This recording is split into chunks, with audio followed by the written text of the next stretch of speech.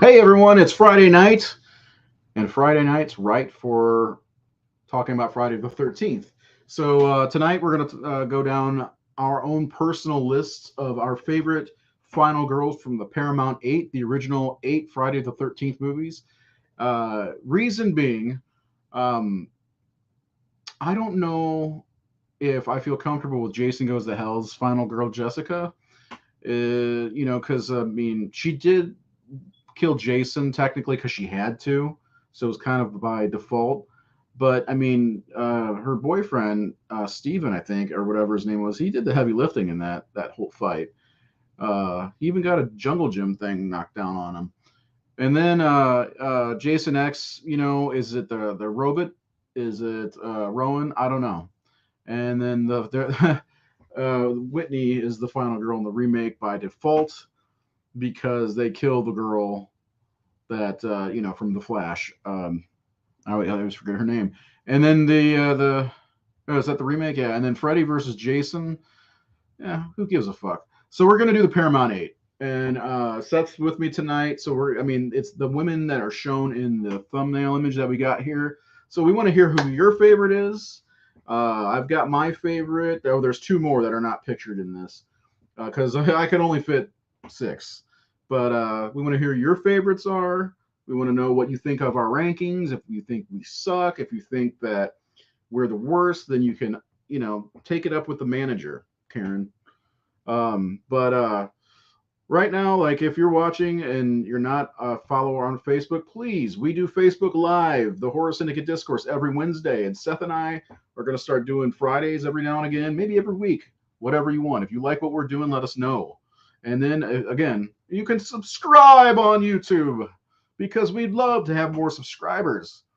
So please subscribe, and we'll read off the answer or the comments that we gave. We got one before we even went live. But first things first, I'm gonna get this motherfucking party started with Seth. I want to speak to your manager. God damn it, I knew it. So Seth, how are you? Seth had date night tonight because ladies, Seth, not a single man. Let me make that clear. That's right. Yeah, it's having a good day. It's a good night. Awesome. This is the comment we got while we were offline from our dear friend from across the pond, Sean Sheridan. With the exception of Alice and Rennie, who are just boring to me. I like all the final girls. Only seen part 8 once. So Rennie, I might like more of the second view. Rennie just does some dumb shit. Okay, straight up. Tina, yeah. Trish, I think we're gonna see some Trishes in. Yep, Trish. Alex, what's up, my brother? Hope all is well with you. Who's your favorite Friday the 13th final girl? Share the video so we can get more viewers. Share it in all the groups, the Facebook groups, the Friday the 13th groups, all that jazz. We want to get a good conversation going here. I got pictures ready to go. Um, Apparently I'm on cocaine tonight. Not really. I think I've had too much caffeine today. Dr. Pepper. Put a little coke in it. Dr. Pepper's a hell of a drug. So anyway, and I got my copy of Friday the 13th on Xbox One. Anyway, so but the first thing we want to kind of discuss before we go into this is there's a really good um, foundation out there to help this guy who he's a veteran, and we really care about him a lot. He's got a really heartwarming story. He went over to Vietnam. He ended up having to get a metal plate in his head, and we want to make sure that he's got a GoFundMe now to get his metal plate replaced, and his name is Chop Top. I'm just joking. Sorry, I couldn't resist. Oh, you even got me with that one. What? So you even got me with that one. I did. Okay. Dr. Pepper's where it's at. Yeah, yeah. I love Dr. Pepper. I would add Rowan from Jason X. I don't know, man. Rowan didn't really do shit in that movie, though, in my opinion. Like everyone else did everything. That KM, was that her name? The KM, android yeah. with Yeah. with no nipples. She Yep. did more. You know. She also was the cause of Uber Jason. So But Seth, by the way, I got these indicators. Oh, cool. Yes, I'm very excited about that. I will be doing a large haul video tomorrow. Everything I've got in the past like 6 months. Excuse me. That came from down deep, and it was kind of disappointing when it came out. It's like that little shit. So anyway, yeah. So let's go down the list in order. Uh, and then we're going to talk about that show coming on Peacock for a quick minute. I know we kind of discussed it last week a little bit, but we likely won't talk about it on the Discourse show. But of course, the people that we're going to be talking about, the final girls in this, I know that's kind of a derogatory term these days, but that's what they were always called, the final girls. We got Alice from Friday the 13th from 1980. We've got Ginny, of course, and she's a fan favorite too, wouldn't you say? Yep. We got Chris, the bane of my existence, from Friday the 13th, Part 3. Trish, the dish. Nobody calls her that. From Friday the 13th, the final chapter. We've got Pam. Hey, where's her sweater? You ever notice that the pink sweater's there sometimes and sometimes it's not? Yeah. Yeah. Yeah. And then we've got Megan, of course. Gotta love Megan. And then Tina. Wrong Tina. But Tina from The New Blood, and Rennie from Friday the 13th, Part 8, Jason Takes Manhattan. It's better than people give it credit for, especially Seth. I'll take your word on that. And Pam, I don't have much memory of. From 5, I think 5 is the only, or hold on, I only think of how annoying Ethel is. Hiya! Ethel and Junior are the highlight of that movie. Junior, you dildo. Big dildo. She calls him a dildo. She says, will you shut the fuck up? I mean, there's Part 5. You got to kind of take things with a grain of salt, in my opinion. We're going to do a whole episode on Part 5. I'm calling it right now. Defending Friday the 13th, Part 5, because I think it's actually really good. It's a lot of fun. There's more comedic elements in it. You got that great scene between Vic and Joey. Probably the two best scene duo in horror history. Seth agrees with me, right? But I think I think it's underrated still. Where it's like, well, I think a lot of people call it the Season of the Witch or the Friday the 13th. Well, Season of the Witch is no longer underrated. Anyway, so little theories. Let's talk about Crystal Lake, the Peacock show. This is not an official poster, and thank Christ, because that's the Jason from the fucking Freddy versus Jason. And in my opinion, that's one of the worst looking Jasons of the whole fucking series. It's awful. I hate it. His mask looks like he's wearing a crock on his face. So anyway, Seth, put me on the spot a little bit. What do you think? First of all, what do you think of this news? I mean, some people I've seen say, oh, some Jason's better than no Jason, or some Friday the 13th is better than no Friday the 13th. I say no. What do you say? I say I'm going to give it a shot. What do you say? Yeah, well, I would prefer a movie, and I would prefer Jason, but I guess I'm on the side of having something is better than having nothing. And I'll judge it when it comes out, when I see the final product. You and your riding the fence. I'm good at it. Yeah. Yeah, I think I'm going to watch it, but I don't know. I think, like I don't want Jason in it at all unless he's a little kid. And I think I said that last time, and I think that's fair, to say. Don't you like, I wouldn't mind seeing what drove Pamela insane. Like, all we get is that the drowning of her son drove her insane. I'd like to see more to it. Maybe she was a little crazy. Maybe, there's a lot that I'd like to see that has to do with Jason's deadbeat dad, and maybe, he helped drive her crazy, I don't know. I'm not really excited about it, but I will absolutely watch it. I did say the same thing about the Chucky show that I still haven't even watched the scene from. Not that, I have something against Chucky or anything like that. It's just,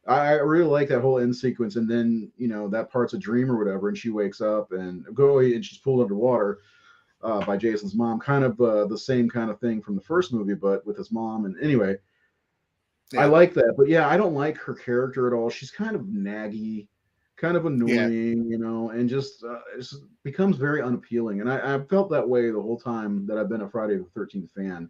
And just to be honest, man, I'm not a big fan of three almost at all. I think it has the lowest rating on Rotten Tomatoes. Not that we care about Rotten Tomatoes. Well, I mean, to be fair, they're all hot. So, in my opinion, and you know who looks the best at older? Rennie. We'll get to that. Um, yeah, that there you go. Exactly. Her acting was terrible. That was the other thing. Like when she was telling that story to was it Paul? No, what was his name? His real name's Paul. Rick. Rick. Like she reminded me of Madeline Kahn from Clue. Like I don't know. She just wasn't selling it for me. Uh, yeah, and see, I have fun with this one. There's a lot of in part three that I like. I like the biker gang quite a bit. Ali's kind of a badass.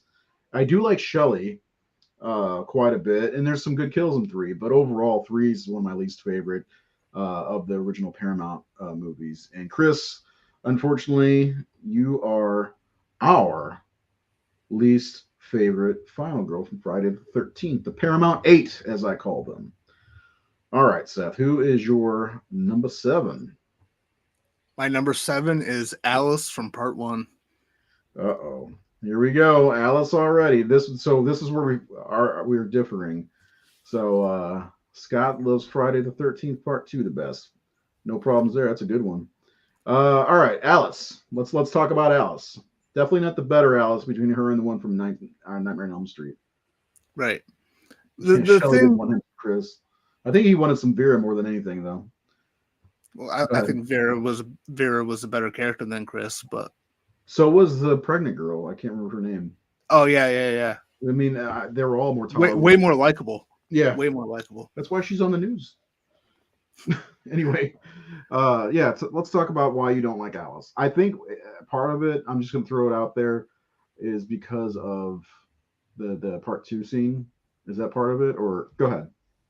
No, not really. The thing with this is I want to separate this.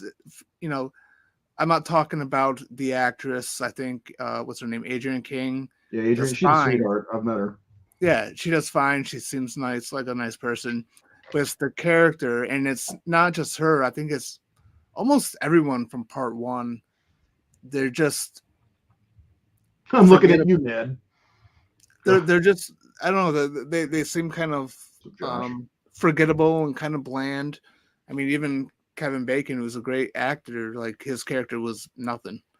You know, I think what makes the first Friday the 13th work as a slasher is, the setting, the score, and Tom Savini's effects. But the characters, just to me, they're all kind of bland. Besides Crazy Ralph, he was a hero. Alice is just boring, like most Friday the 13th, 1980.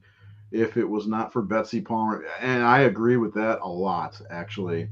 Betsy saves that movie. There's some things like the mystery of who did it. It's a good who done it, but at this point we know, so it doesn't hold up. Like seeing it for the first time, it works. If you don't know who Jason is, if you've never seen any of them, it works. But yeah, um, the Hitchhiker, yeah, she was the Marion Crane for that movie. I mean Sean Cunningham, and he's not ashamed. He was taking things from other movies.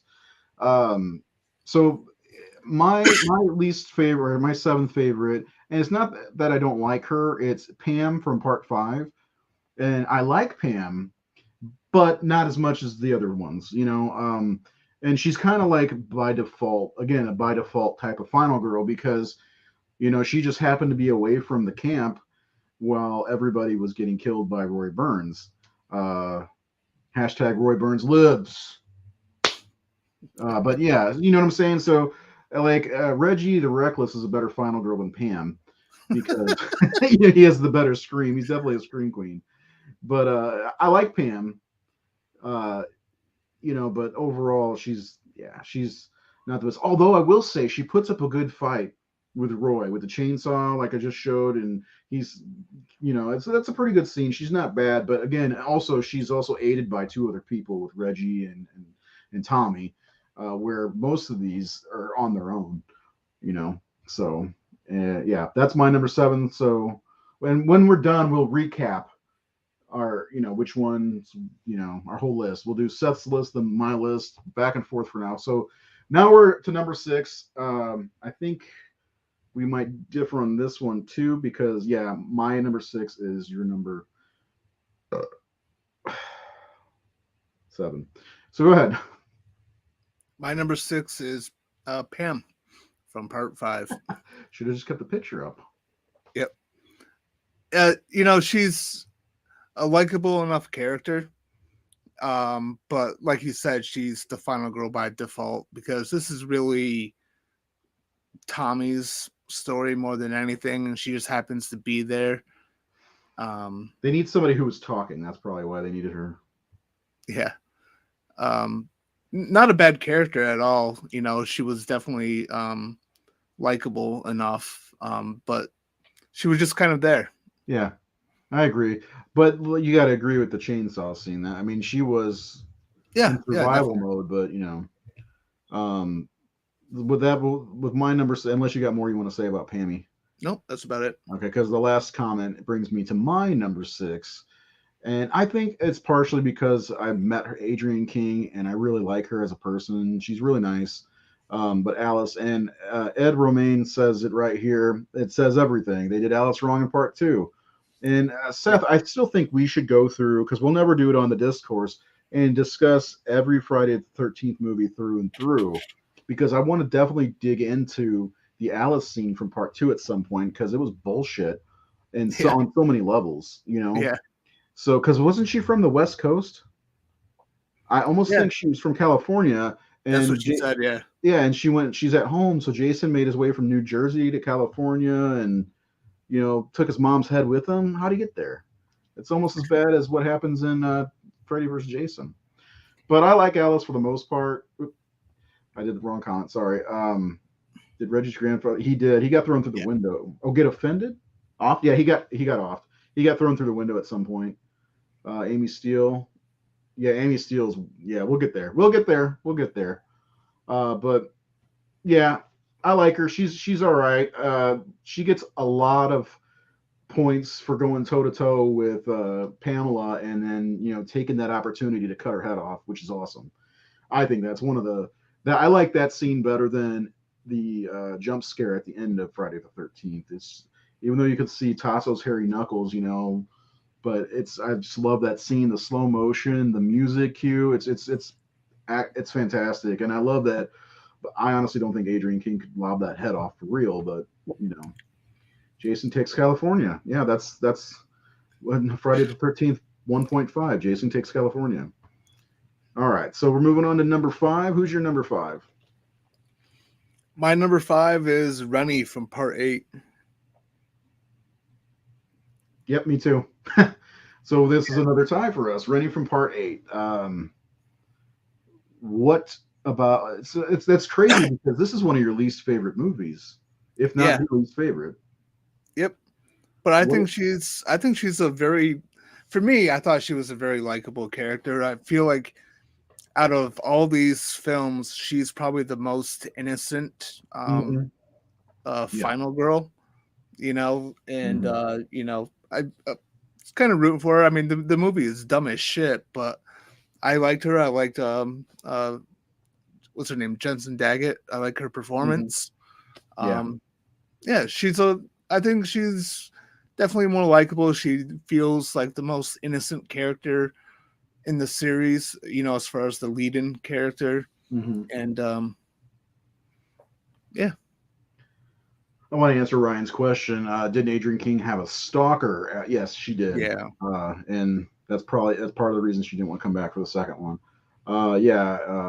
Scott agrees with me on that. Yeah, I think most people do. She's very cute. If you watch Crystal Lake Memories, it was 2013, but man, she looks great in her elder age. She's probably closer to 50.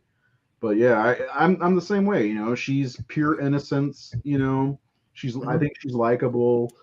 There's the scene where she gets drugged and almost taken advantage of.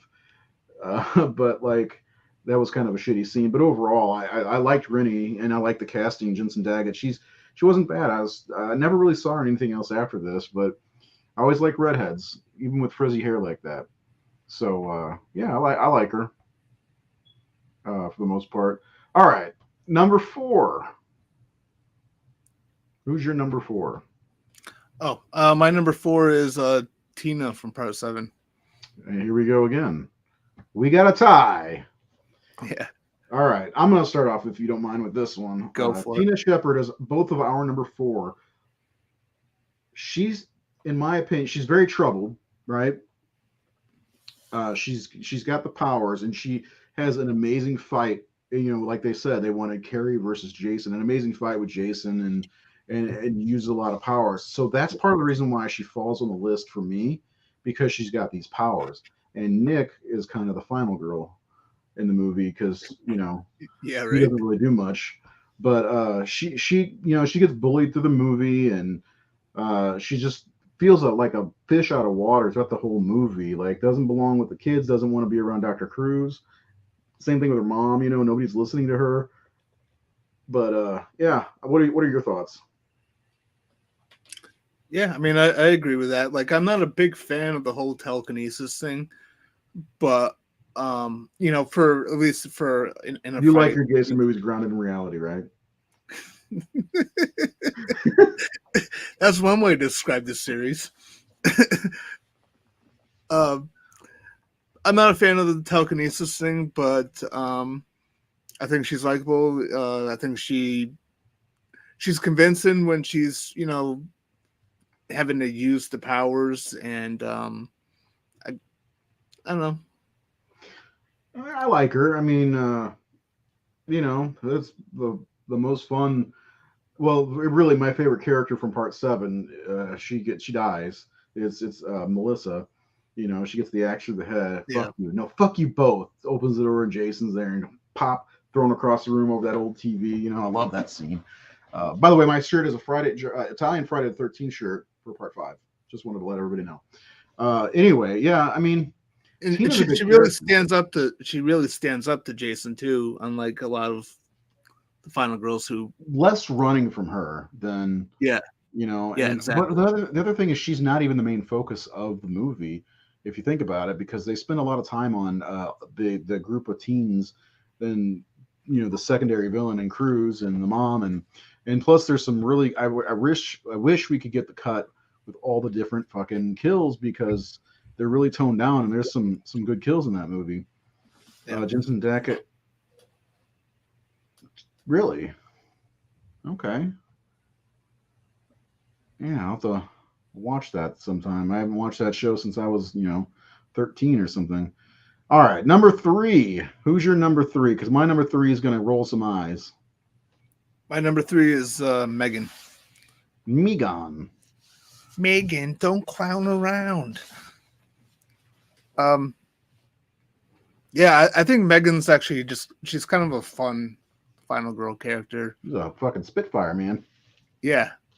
And I just like her attitude and her persistence and the way she does, she is very useful in the movie with trying to help Tommy reach his goal, and yeah, she's very, very likable, she's got a lot of energy, and I kind of like that. She's a very fun character in this series.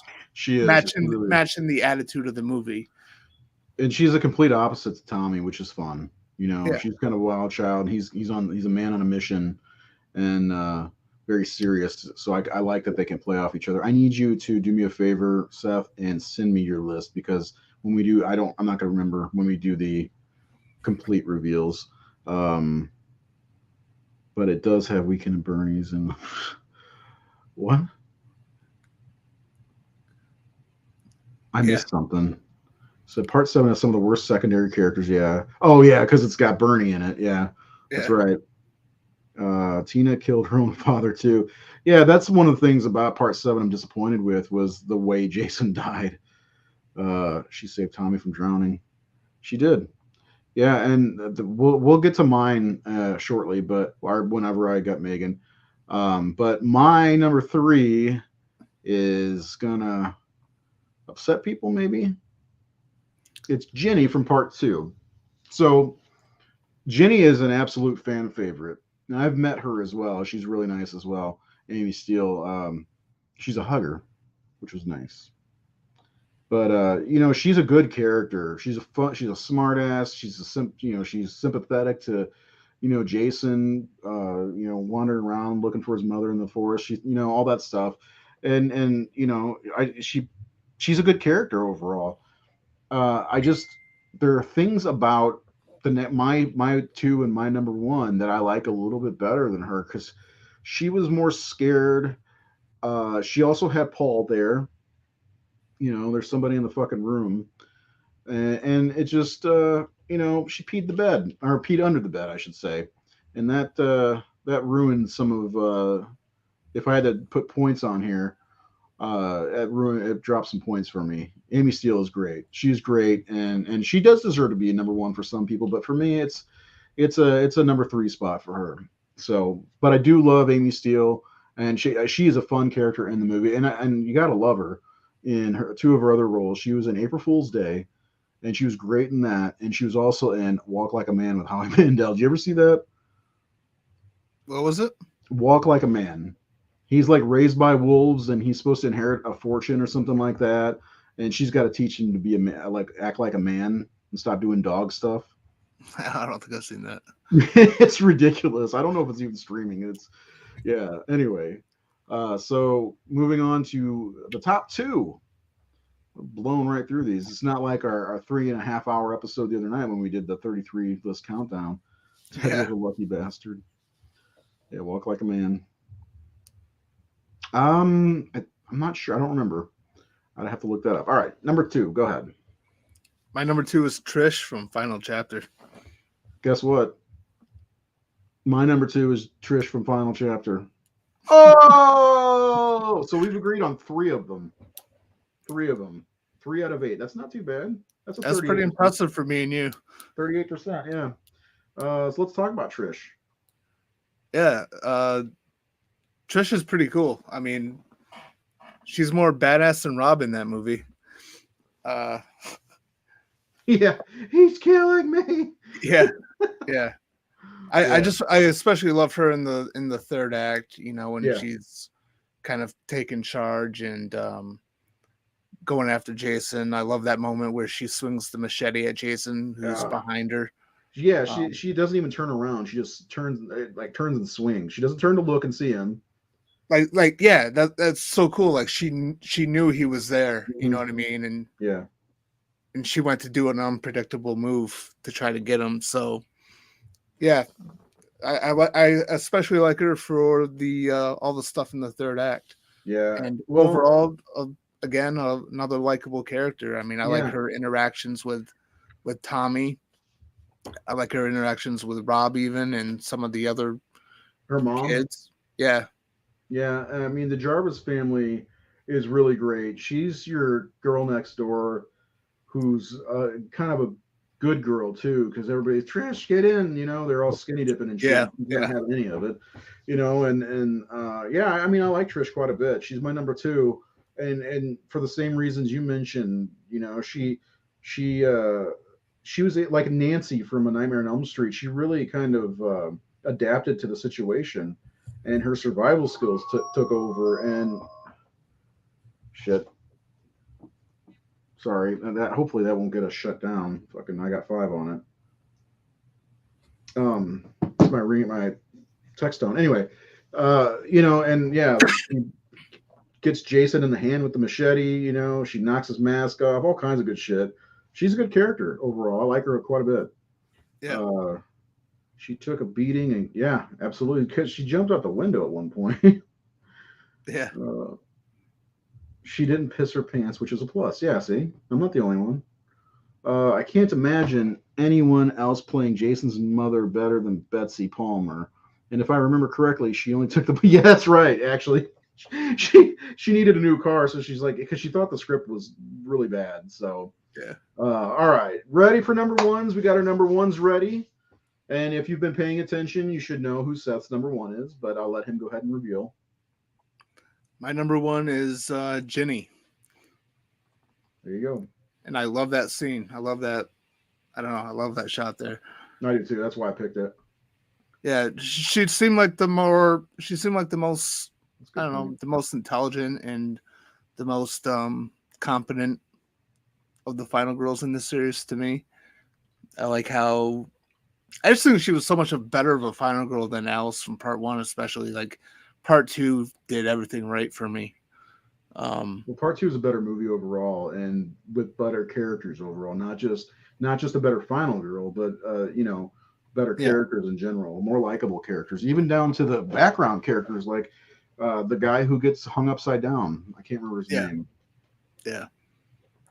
And the thing too with her is like, I mean, I'm not going to say the Friday 13th movies have actual character development and shit like that, but like there was a lot more to her character. I mean, they established early on that she was doing, she was majoring in child psychology, and it kind of came into play later on. Like they're sitting at the bar and she's sort of analyzing the whole thing about Jason, and then she does that thing where she puts on the sweater. I don't know. And Ed mentioned that actually. Go ahead.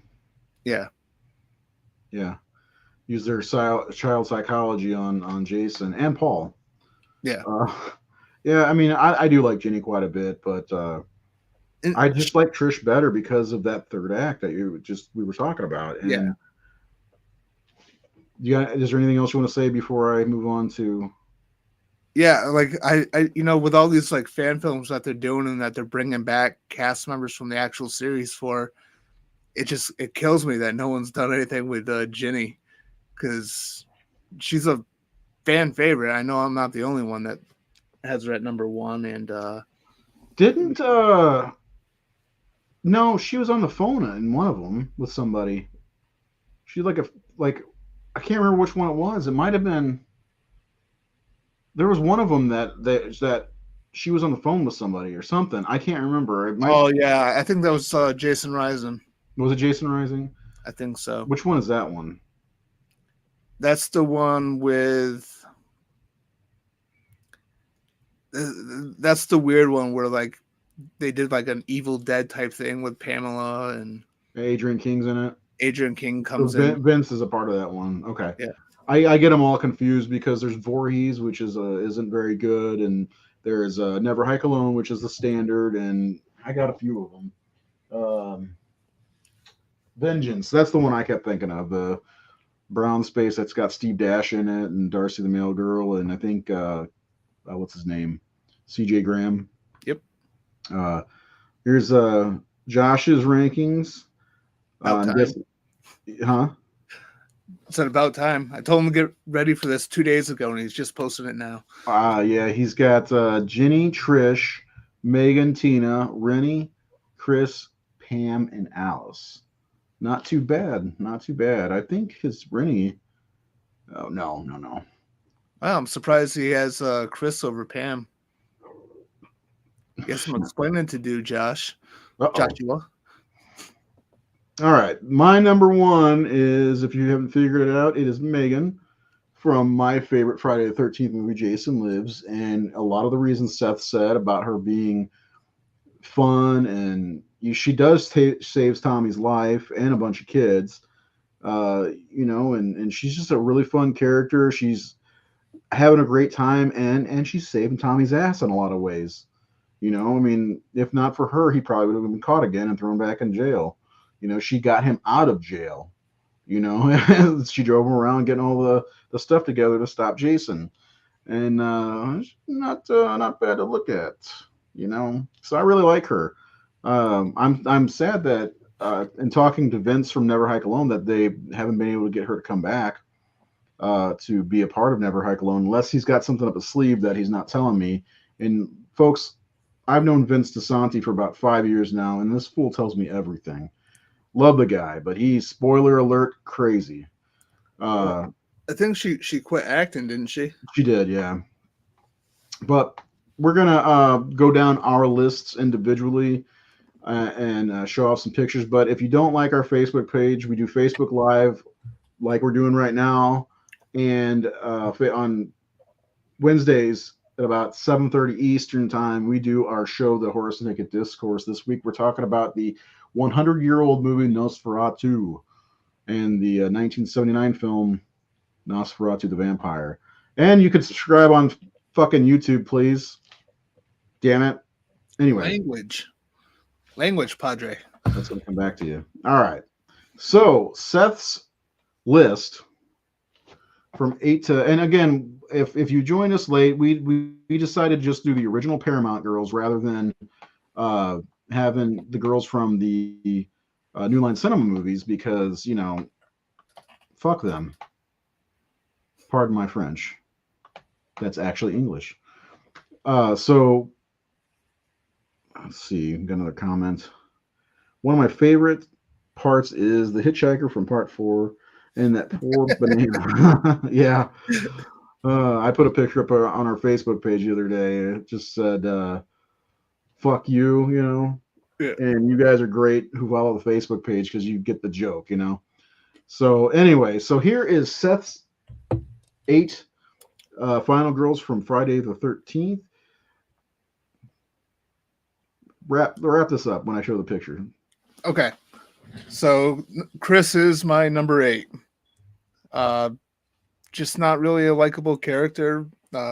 Some of the acting wasn't great, and but I do like how she went crazy at the end, and I thought that was a interesting aspect to put in it. Yeah. It almost helps. Yeah. My number 7 is Alice from part 1. Nothing against Adrian King. I feel like this is sort of a across the board for all the characters in the first movie where they're just kind of bland and forgettable. Yeah. Yes, sirree. My number 6 is Pam from part 5. Likeable character, but she's just kind of there.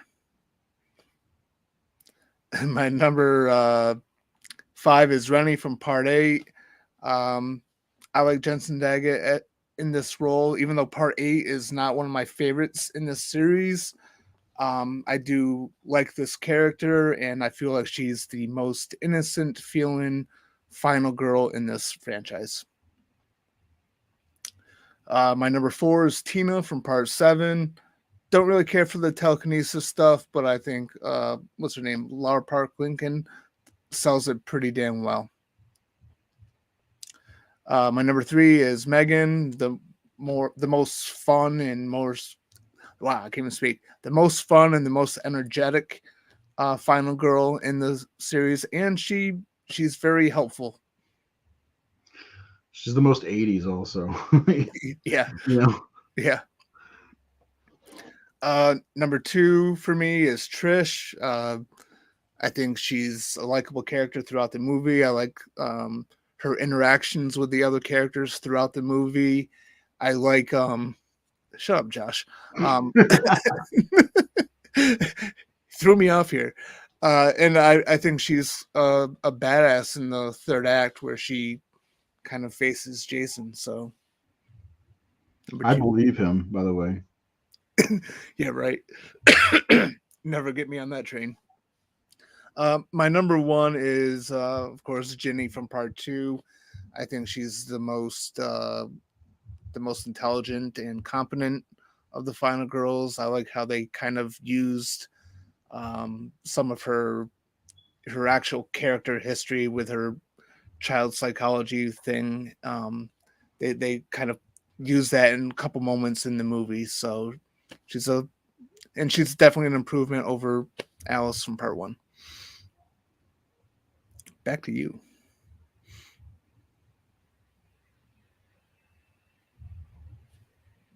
I was trying to scare you.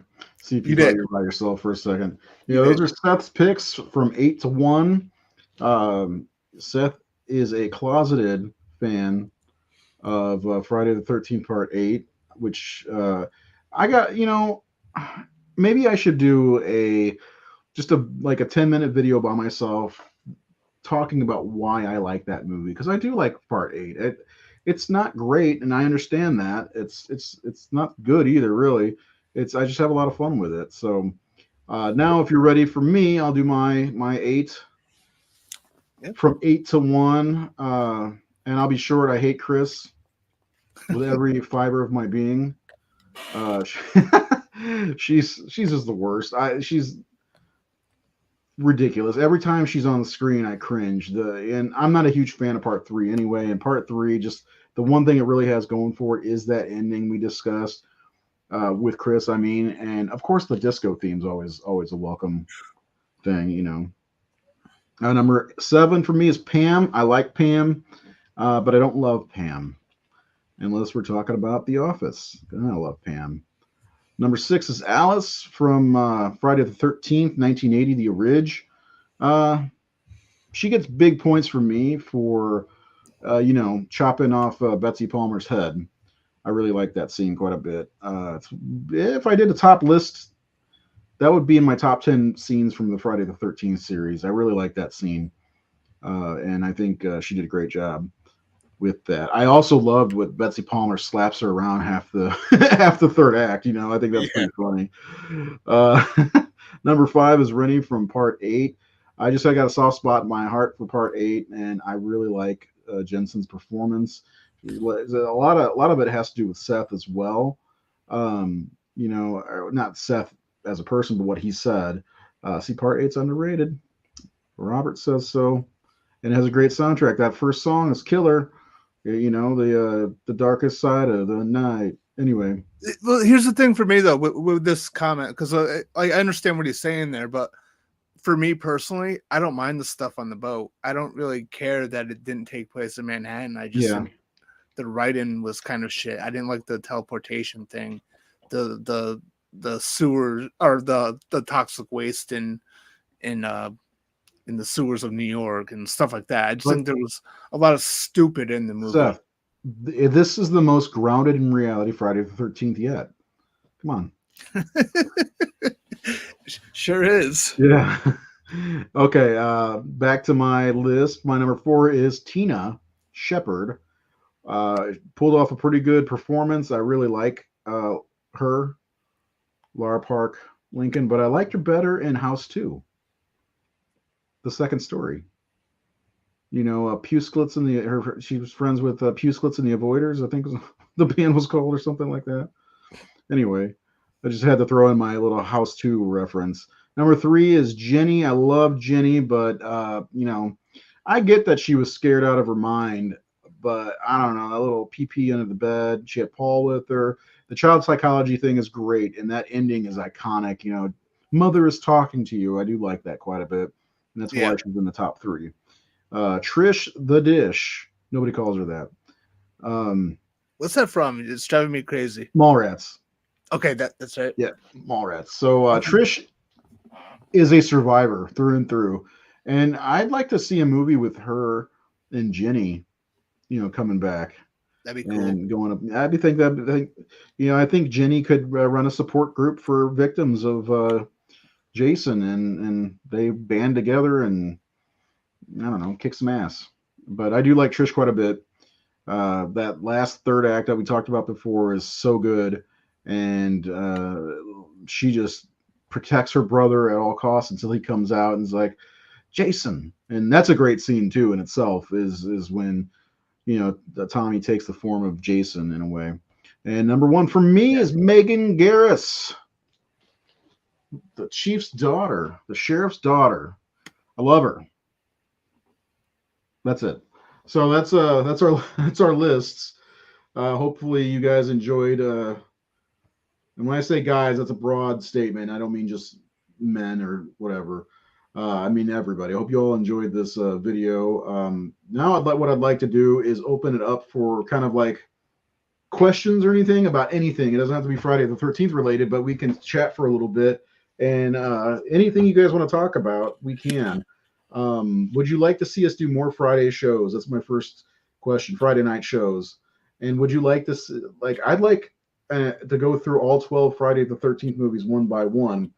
on the Horror Syndicate discourse, I think Megan's the best looking, although Jensen Daggett is pretty good looking too.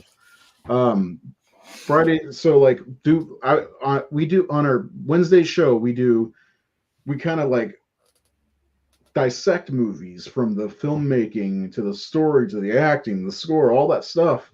And we've been doing it for 3 years now. And it's a fun show. Nathan Thomas Milliner, who you may know, he's done art for NECA or NECA. If you're that kind of person, he's done Scream Factory box art. You know, he's an artist extraordinaire. He's directed films from a segment on Volumes of Blood. He's directed a movie that's coming out soon on a Dark and Bloody Ground.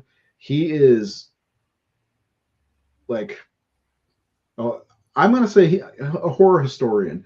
This guy knows his shit, and he's got a lot of good info. He really digs in when we decide we're going to talk about Nosferatu. He's going to have like a fucking long list of shit to bring up, which is great. He's always got good information. And Seth and I are on the show too.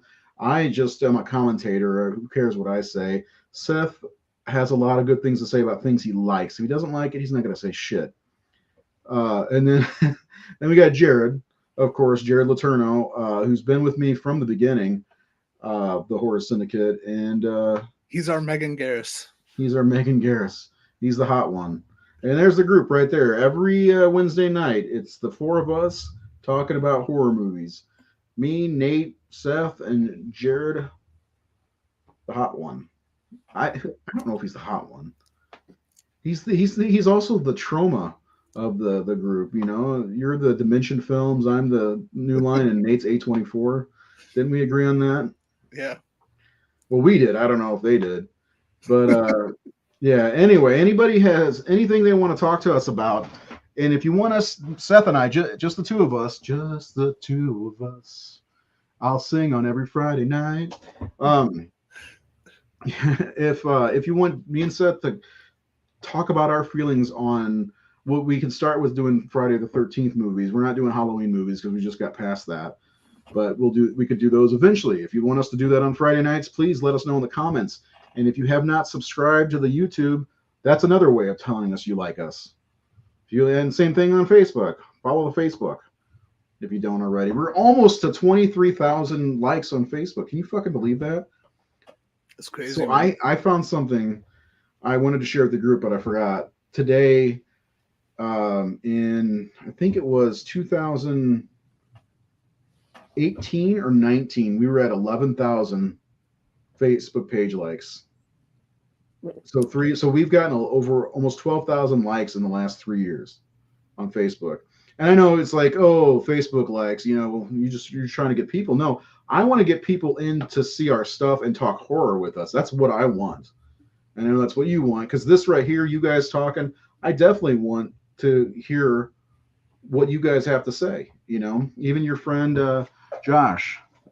That's an awesome idea. Go through the Friday movie. Yeah, I'd really like to, because we could start with the first movie, you know, and go over our thoughts. You know, yeah, I'm Halloweened out too, man.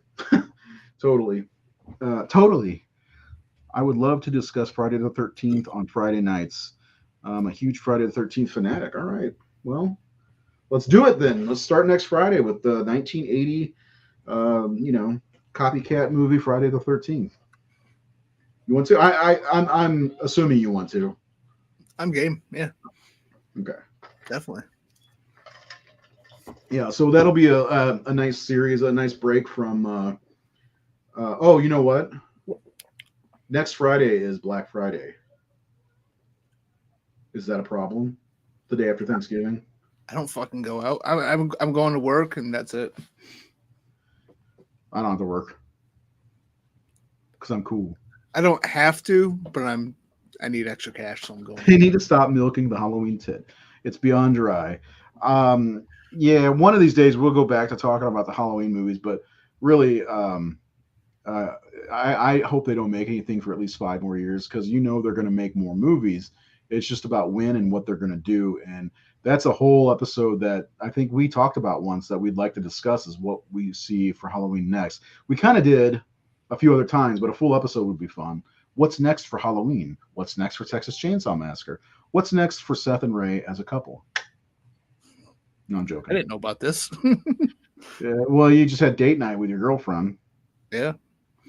Lots of strong, smart ladies for a genre that gets ragged by critics. Yes. You know what's 100%. funny? That's that they talk. Yeah, they talk about the critics would talk. Like I just finished watching all of Crystal Lake Memories again for the like thousandth time, and that's one of the things like Roger Ebert and Gene Siskel were like calling these misogynist movies. How?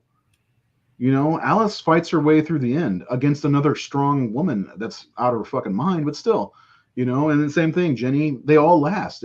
Who's the last person standing? It's a woman. The fuck out of here with that shit.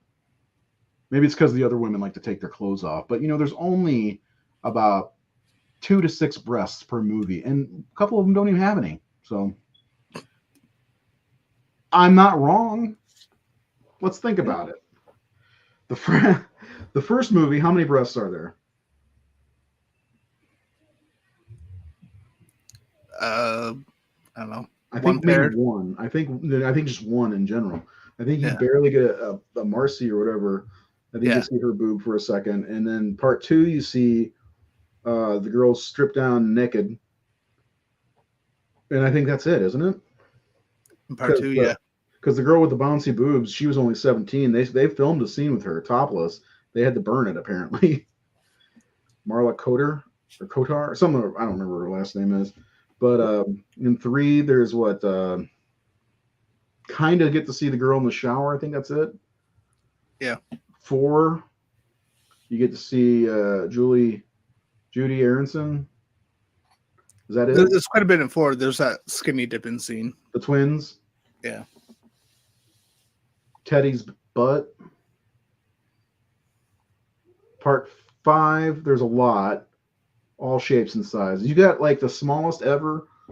You got the biggest ever, then Lana right in the middle. It's showtime. And snow flurries up the nose. Yeah, snow flurries up the nose. And part 6, there's none at all. Yeah. Part 7, the one girl with the red hair. I think that's it, right? Mm-hmm.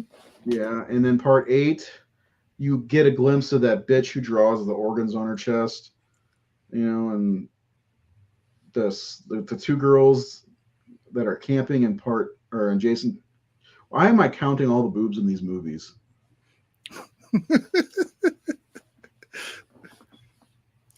I'm not stopping you. Nobody is, and that's why I'm still going.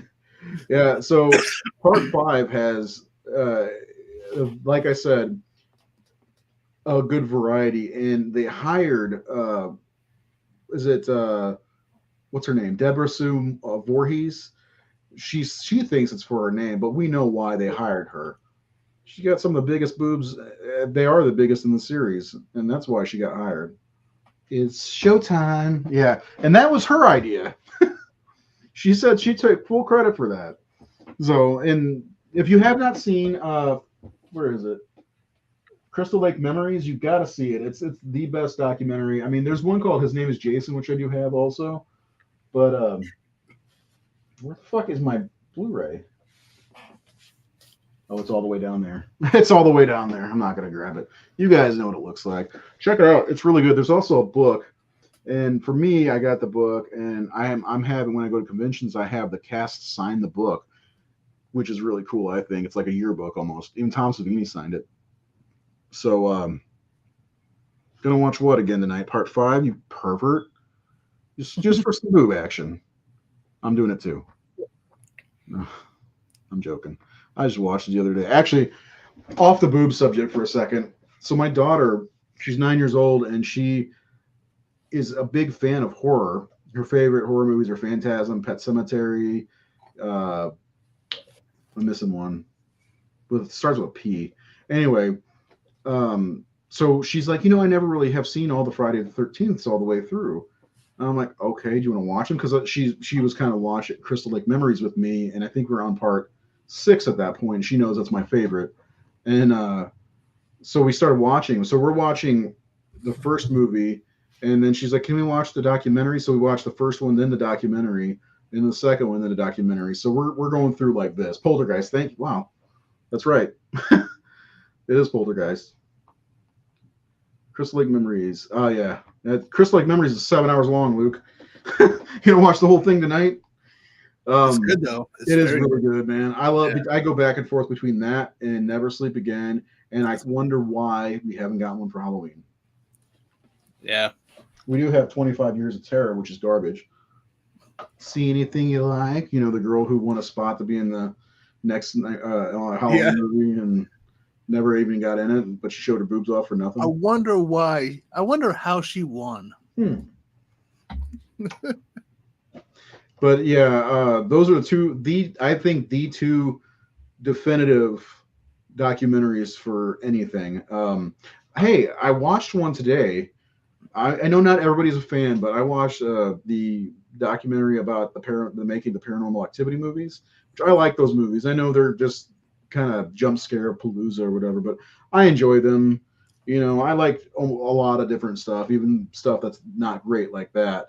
But the documentary covered all the movies except the newest one, which I did not like the newest one at all. But it was fun to watch. It's on Paramount Plus.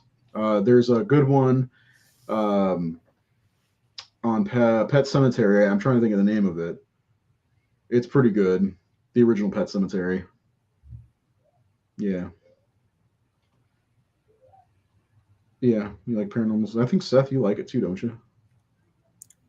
It was okay. I did a ranking article because I got the collection on before the newest one came out. I got the collection on Blu-ray at Walmart for pretty cheap, and I was like, all right, fuck it, I'll give it a shot because I'm not really big into found footage. Not big into ghosts either, really. Yeah, exactly. But I was having some medical issues, and so I was home a lot, and I decided to just marathon all of them. And then I wrote an article where I did a ranking. Explosive diarrhea, was it? What's that? Explosive diarrhea, right? No, Lyme disease. It was messing with my knees, so I could barely walk. But I like the Mark ones the best. Yeah, that was a fun. It went past the kind of formula they were doing with all the movies. You know, it's something different, and they did the same thing, not the same thing, but they went different in this new one. I can't remember what it's called. But I didn't like it. I didn't care for it. But they're making another one out next year, and supposedly it should wrap things together because, you know, from part 3 we see the little girls, Katie and Christy, as little girls, and then you find on the first movie that their house burnt down, but that didn't happen in the third movie. So we're like, when the house burned down, and then in the ghost dimension they're living in the house that's on top of the house that burned down. So like, how the house fucking burned down? So supposedly the new movie is set in the 90s and will take care of that. That's what I read today, because I like I like those movies for the most part. And I still haven't seen Next of Kin yet. Yeah, that's the new one. Yeah, it's okay. I mean, if I did a ranking today, that would be my least favorite, number 7. Oh, really? More so than the Ghost Dimension? I like the Ghost Dimension. Oh, really? Yeah, but that would be my number 6. So, yeah. No, the thing is, the Ghost Dimension stayed on course. Even the Mark one stayed on course, you know, because at the end, you know, they end up in Katie and Mika's house, and not to mention it had to do with the coven. This new one had nothing to do with the coven. So, yeah. It had more to do with Toby and his origins, really, is what all it was about. It was kind of boring, though. But, you know, it's worth the watching. I mean, if you get a copy, I know where you can get a copy, if you know what I mean. Oh. Yeah. So, what you mean? But anyway, yeah, so that's kind of how I spent my day, watching that. And I watched the 4th movie because I was in the middle of the documentary. My daughter came, can we watch one? I was like, well, I haven't watched the 4th one this year, which is probably my number 5. Because I didn't like that one all that much. I like the end with the when the girl goes out and she sees the coven of witches. There's like witches for days. I thought that was cool. But anyway, yeah, if you guys out there, we got some people watching now live, more than our discourse show. You guys got to come back for our Wednesday show. We need some people to watch and comment and ask us questions. Ask us anything right now because I'm trying to keep Seth up till 4 in the morning. No, I gotta go grab another beer. I'll be right back. Oh my God! Here we go again. Another fucking beer. Fine, I'm going full screen with myself then because I'm going to get another beer. You want one? Be right back. Oh, you know what? That's what we'll do. So we'll do Friday the 13th first, and then even though Seth is leaving, he has no say. How about we cover the Scream series after that? Because I know, I adore the Scream series, and I know Seth does too. And Scream 6 is coming out, I think, in April, March or April. So we can do the Scream movies on our Friday show leading up to the release of the new movie, which would be kind of fun. So.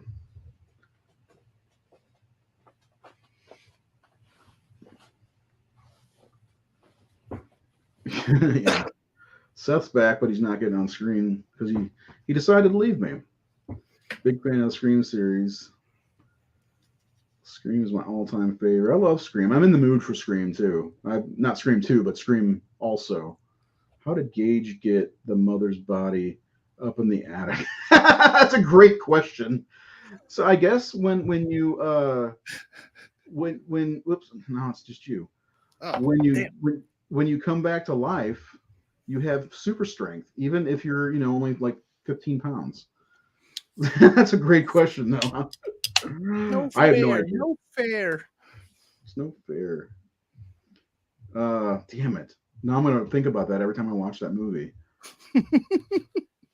But yeah, hey, I'm glad that we can get people to enjoy some Friday the 13th. We don't get to talk about Friday the 13th nearly as much as I'd like. I really love the series, and we covered it 3 or 4 times. I think we did. Did we do a comment? Yeah, we did a commentary on Jason Lives.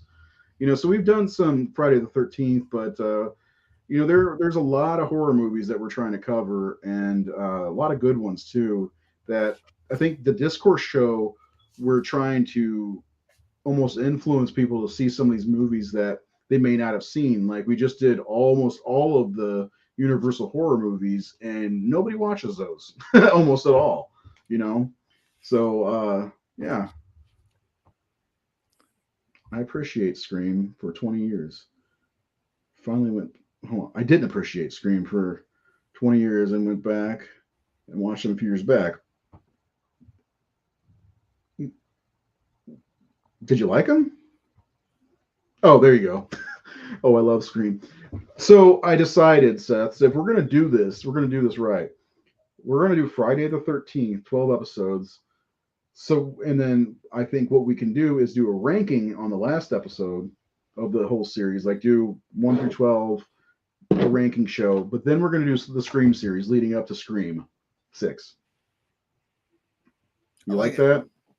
So we got 18 shows planned out. Oh man, I like the way they made the last Scream movie. It reminded me of New Nightmare. It's very, what do they call it, meta? Yeah, the only thing I don't like, I like that movie. I just didn't like the title. That bugs me. And I understand why they named it Scream and all that stuff. But when who shared that picture? Was it Keith of the title card for Scream 6? It showed the Roman numerals for Scream. Let me see if I can pull it up. I don't know if was that a legit picture? Do you know? I think so. I'm gonna try to pull it up, guys. Give me a second, guys and girls, guys and dolls. My computer's running slow. Oh, there's Keith. Sent me a message.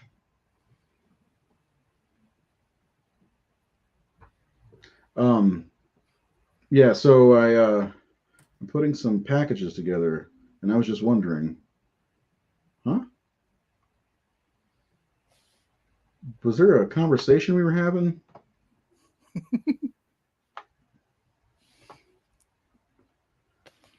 Anyway, yeah. So the thing, like, if they're using Roman numerals now, I think that's a cool idea. Oh yeah, it's a clacker.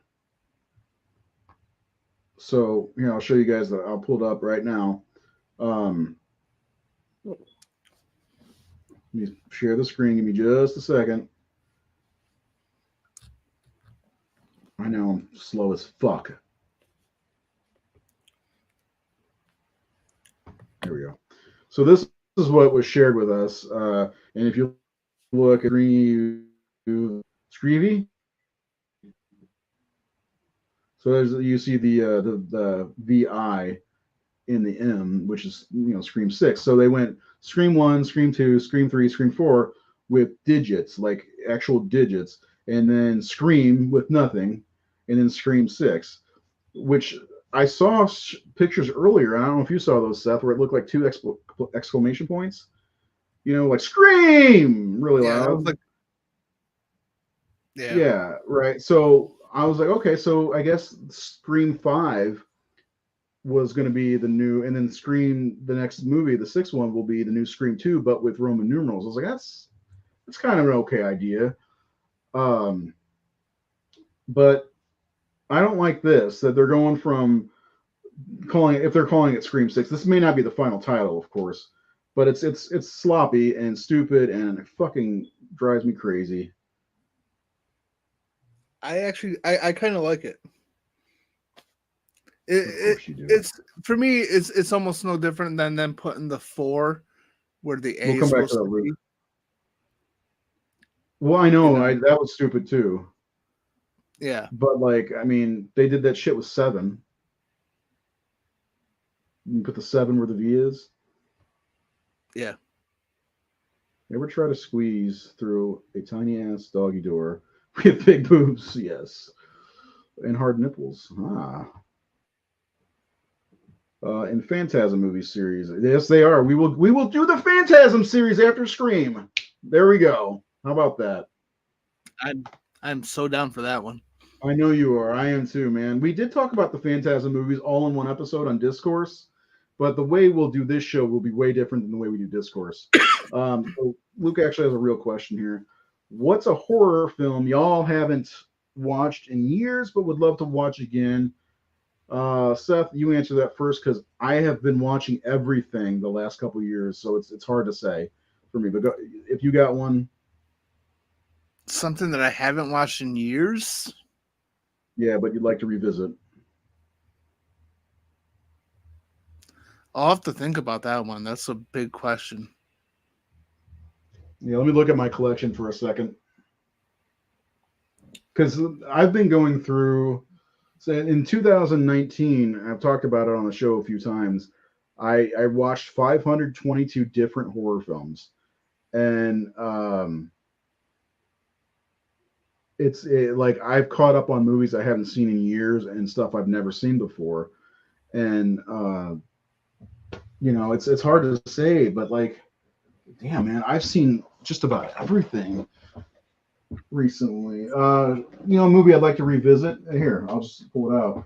It's a zombie film, kind of with zombie Nazis, called Shockwaves. Peter Cushing's in it. It's a good one. I haven't seen it since 2019. I need to take the Scream thing down. What the hell? I didn't even know that was still there. But yeah, Shockwaves is a good one. I'm not sure if it's streaming, but Blue Underground released this Blu-ray that I've never opened because it was streaming last time I watched it. Actually, I haven't watched this one in a couple of years. Children Shouldn't Play with Dead Things. Have you seen that one, Seth? Yeah, I watched it last year. We or whenever we did a 70s show. Good movie, underrated. I think it's a lot of fun. I hated the director in it. Yeah, he's the worst. Yeah, Alan. But yeah, I mean, there's not many that I haven't seen recently because I've been just like balls deep in horror the last couple of years. It's ridiculous. My answer would be George Romero's The Crazies, which is my favorite George Romero film, but I have not watched that in years, actually. Yeah, I watched that in 2019. I love run-on sequels. I'd rather see part 14 of whatever than a remake, Friday the 13th. Yeah, man, me too. I'd like them. Uh, it's on Tubi. There you go. It was on Shutter when I watched it. I would like them to do a Friday the 13th movie that it's just kind of like what Halloween did in 2018, sequel hopping. I don't think you cannot like make Halloween. I mean, Friday the 13th Part Five after, I think part six would be like a good place to throw a sequel. And I think, Seth, you're the one who brought that up in the first place. If you're going to make a Friday the 13th sequel, why not place it after part six? Kind of like what Vince is doing. But also, I wouldn't mind seeing. When I was younger, I wrote like a little script and a little treatment for Friday the 13th Part Nine, which got rid of Jason Goes to Hell and Jason X, and Freddy versus Jason wasn't out yet, and it was the Return to Camp Blood. Friday the 13th, 13 would pretty be. Yeah, I know. I can't believe they haven't gotten to that yet. But Sleeping Corpses Lie. That is a fantastic movie. It's an Italian movie. One of the early Italian zombie movies. I have it somewhere.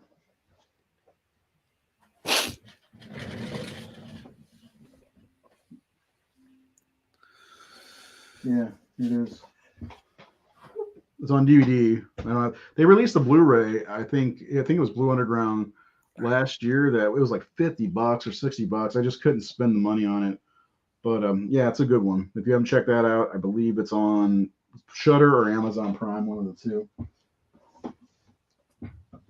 Seth, you ready to go? What's that? You ready to go? You Ready doing to go some where? coke?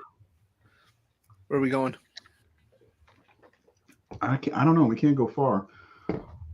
I'm low on gas, and you need a jacket.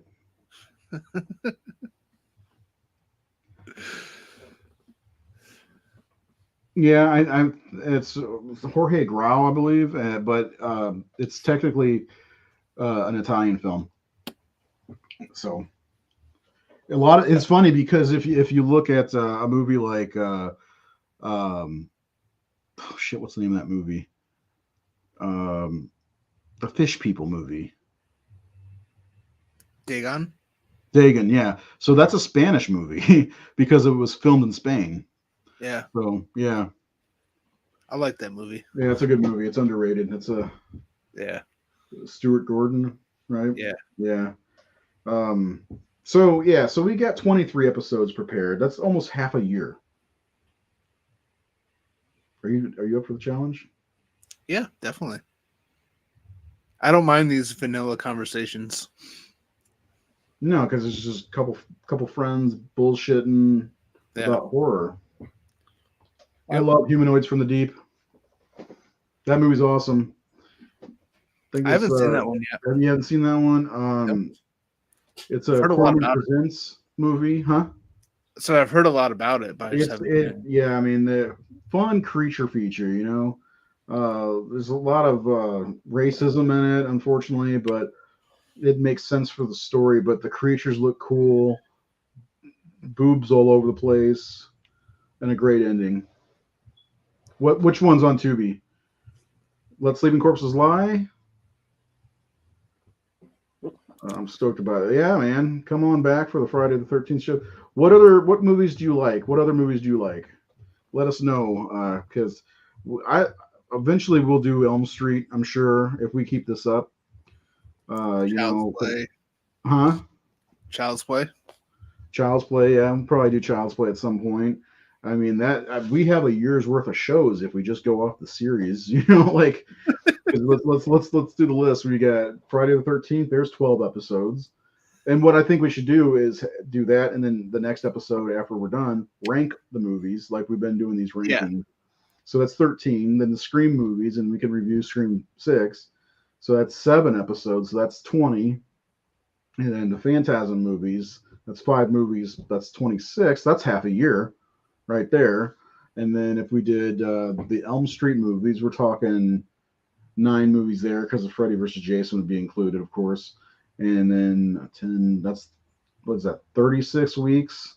And then we do the Chucky movies. That's how many is that? 8 movies? Because we're not going to do the series. Yeah, if you include the remake, 8 movies. And so that's 9 more. So that's 45. And then we need something with 7 to roll out a whole year. Okay, I'm going to do this, Seth, because you've been wanting to do this for a long time. Let's not do the Chucky movies. I got something better. Let's hear it. Subspecies? Huh? Subspecies? No. Nah. I need to get a hold of all of those movies, though. And there's a new one coming out next year. Yeah, I know. So we could possibly do that, but no, something else. Excuse me while I whip this out. Oh.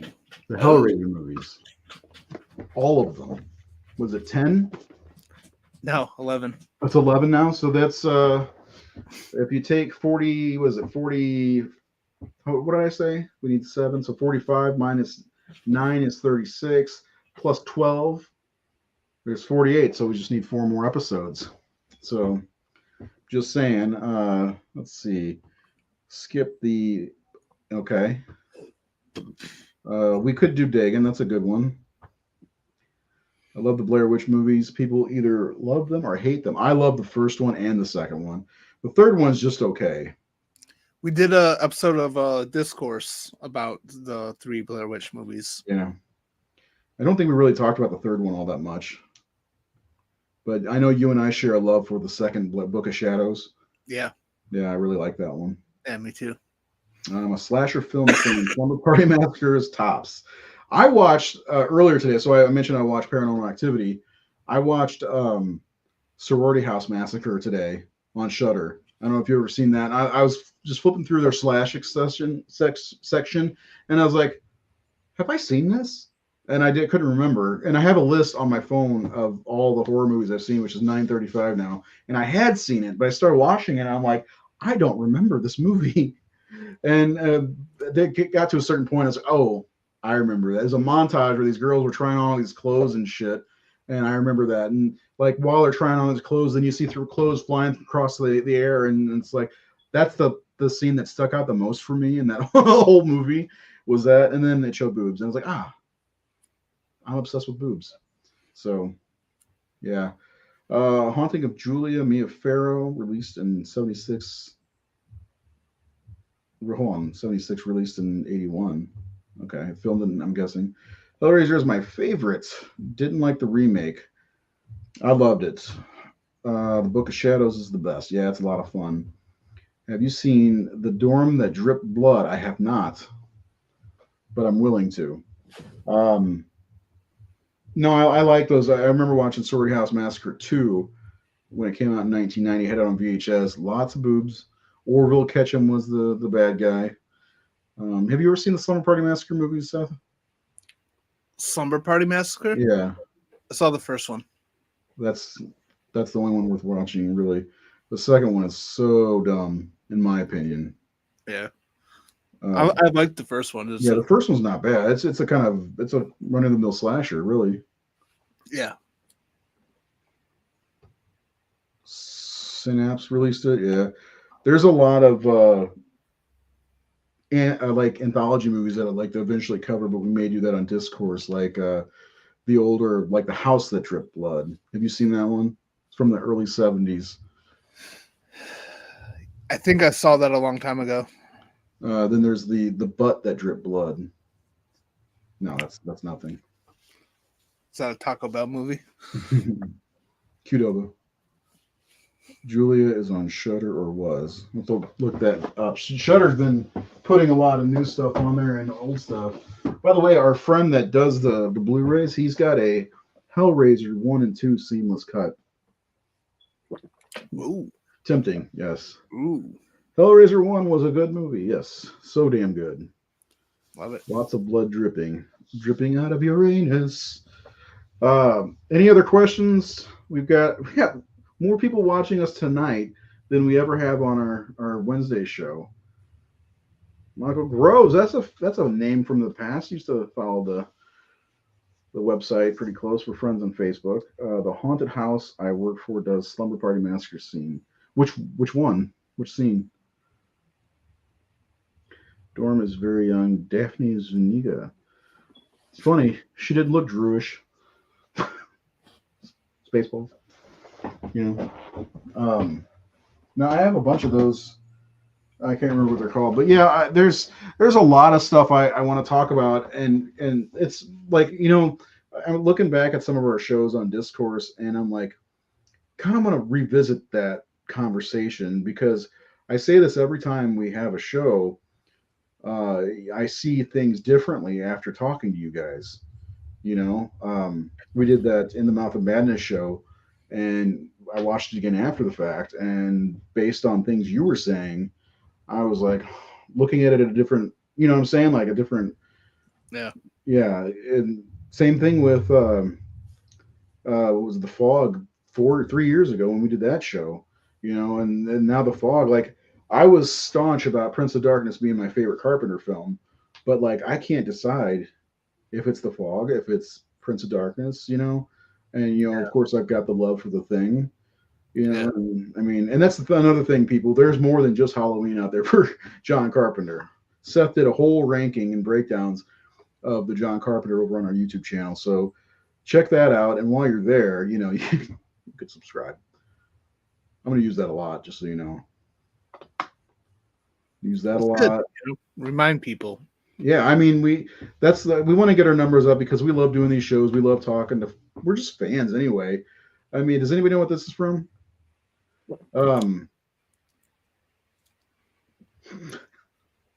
We showed like once an episode on Discourse, or this too.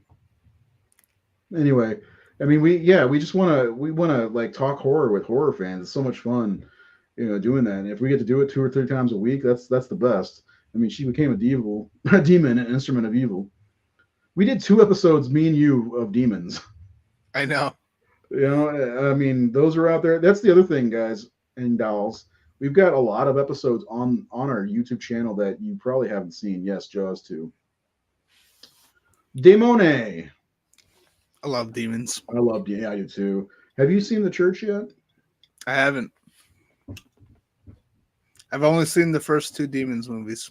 You know what we should do is we should do our come up with a schedule like we're talking about, but since we're gonna have some extra weeks, throw like between each franchise, throw in a single serving movie like Demons, or not Demons, The Church. You and I don't need to talk about Demons and Demons 2 ever again, really. Yeah. And not against Demons. I love it. But I think like movies like The Church, like you pick one, I pick one, and we discuss it. That's what I think we should do. It'll be a lot of fun. Then we'll do the playlist. Oh yeah, I need to make a playlist anyway of all of our episodes and the other shit. Like I've done a lot of Blu-ray, my collection stuff, showing off my collection because I didn't know what else to do. Hold on, I didn't read that. We have a replica of the drill from Slumber Party Massacre. That's really cool. That is really cool. Now I need to get the guitar from part 2. The Beast Within. Is that the one about the cicadas getting katydid? The guy turns into like a giant cicada or something like that. I haven't seen that one. I think that's what it is. I don't know. I can't. There's a lot of like I'm going through. If you don't follow our website, thehorrorsyndicate.com, I'm going through doing my top 10 movies from each year of the 80s right now, and I'm up through 1986. And they're of movies I've seen, not just of all the 80s movies because I hadn't seen them all. But I broke them down per year because I think so I've seen 935 according to my list different horror movies in my life, and I think a good 400 of them are from the 80s. So yeah, that's ridiculous.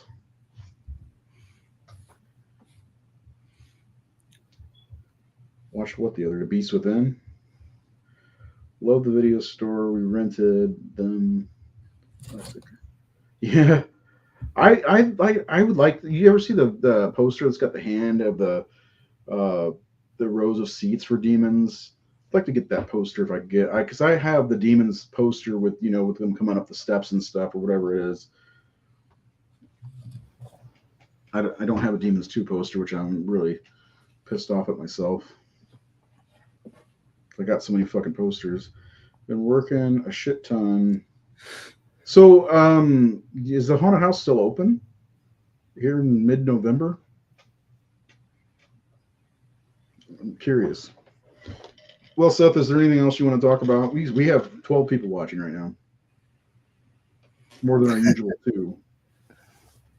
I don't know. I mean, you got anything? I mean, I can talk. You know, I can.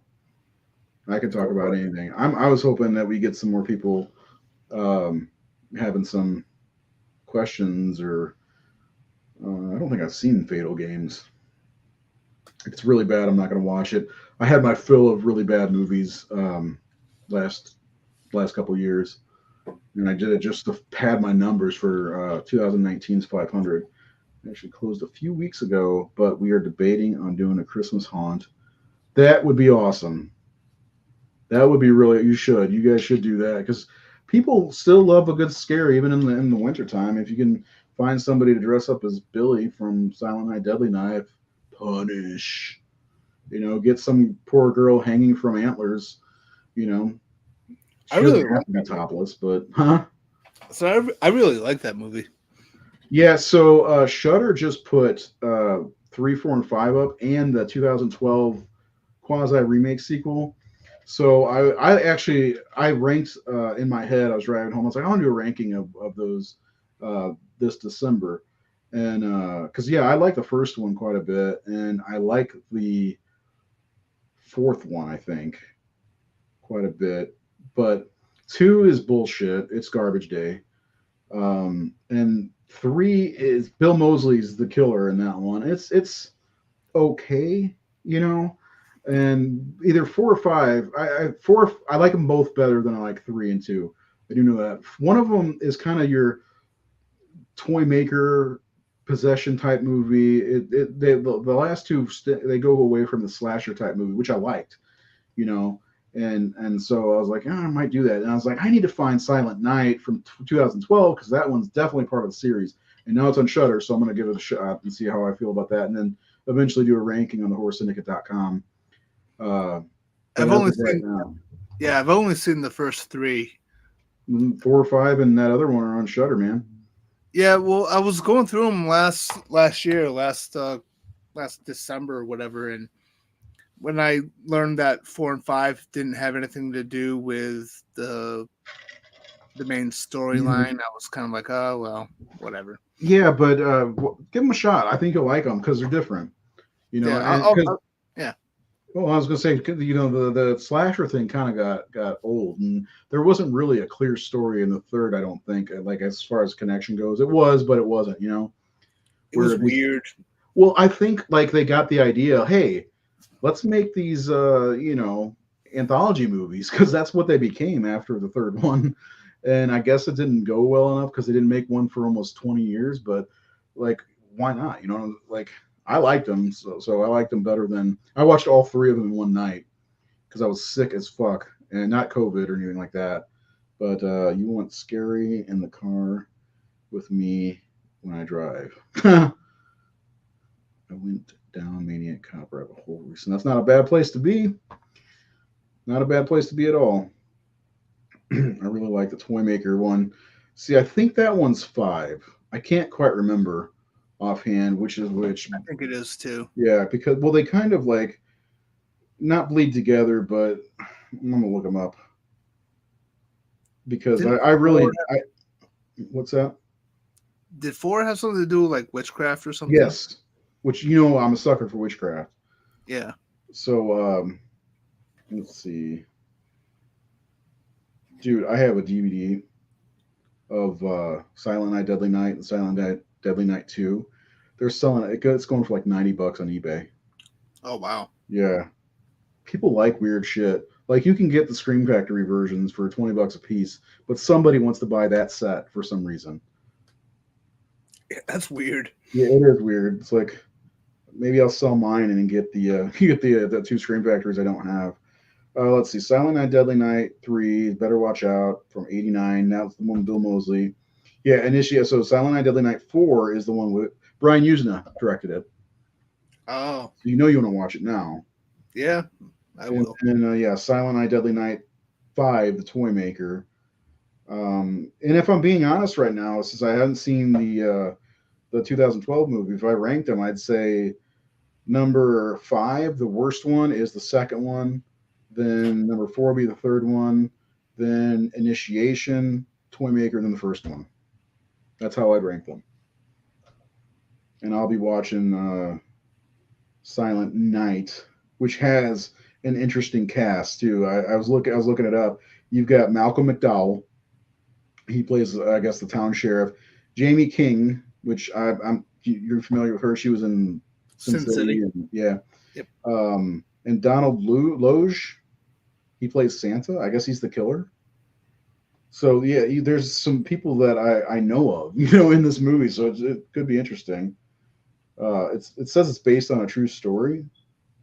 The real event is called Covina Massacre. On Christmas Eve 2008, 45-year-old man named Bruce Jeffrey Prado killed 9 people by gunshot wounds or arson fire at a holiday party.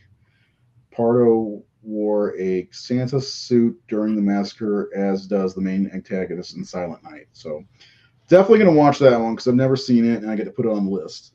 So yeah, and then I'll do the ranking. So yeah. Maybe for Christmas we should do that. We'll take a break from Friday the 13th, and we'll get caught up on all 6 of those movies, and we'll do our ranking for that series. What do you think? Not Christmas Day, of course, but like our episode around Christmas. No, I'm totally down for that actually, because I as we are approaching December, I have been thinking I do want to revisit the first movie again. Yeah. I don't know if I'll revisit 2 and 3. I mean, by revisiting part 2, I mean watching part 1 again. I know that's the worst part. You can fast forward about 45 minutes of part 2 to get. Oh, it pissed me off so bad. Yeah. So if anybody's interested, Silent Night, Deadly Night 2, 3, 4, 5, and Silent Night are all on Shudder currently. The first one is not. So I got to buy that one. Still, I have that DVD. Actually, I have a Blu-ray of it. I think not the. Be right back, man. Screen Factor. Go ahead. Yeah, the Silent Treatment, whatever that is on there too. So can you guys see that? Yeah. Silent Night, Deadly Night 2 is trash. I'm sorry, I missed some comments here. They came from within. Not sure. I haven't seen that one. I need to see more movies from the 40s. What are your thoughts of the Puppet Master? I love the fucking Puppet Master movies. I grew up on that shit. I was born in 1980, and I think a lot of Puppet Master movies have hit Shudder now too. But straight to video stuff was my thing because I had there you go. There's 3 of them. The first 3 are on Shudder, and this grocery store called Schnucks right up the road, and they rented videos, and like they had the first 4 or 5 Puppet Master movies, and Doll Man versus Demonic Toys, and Subspecies. So all these full moon releasing movies. So yeah, I love these movies. Silent Night is actually definitely kind of good. Definitely worth a watch. Absolutely gonna watch that one.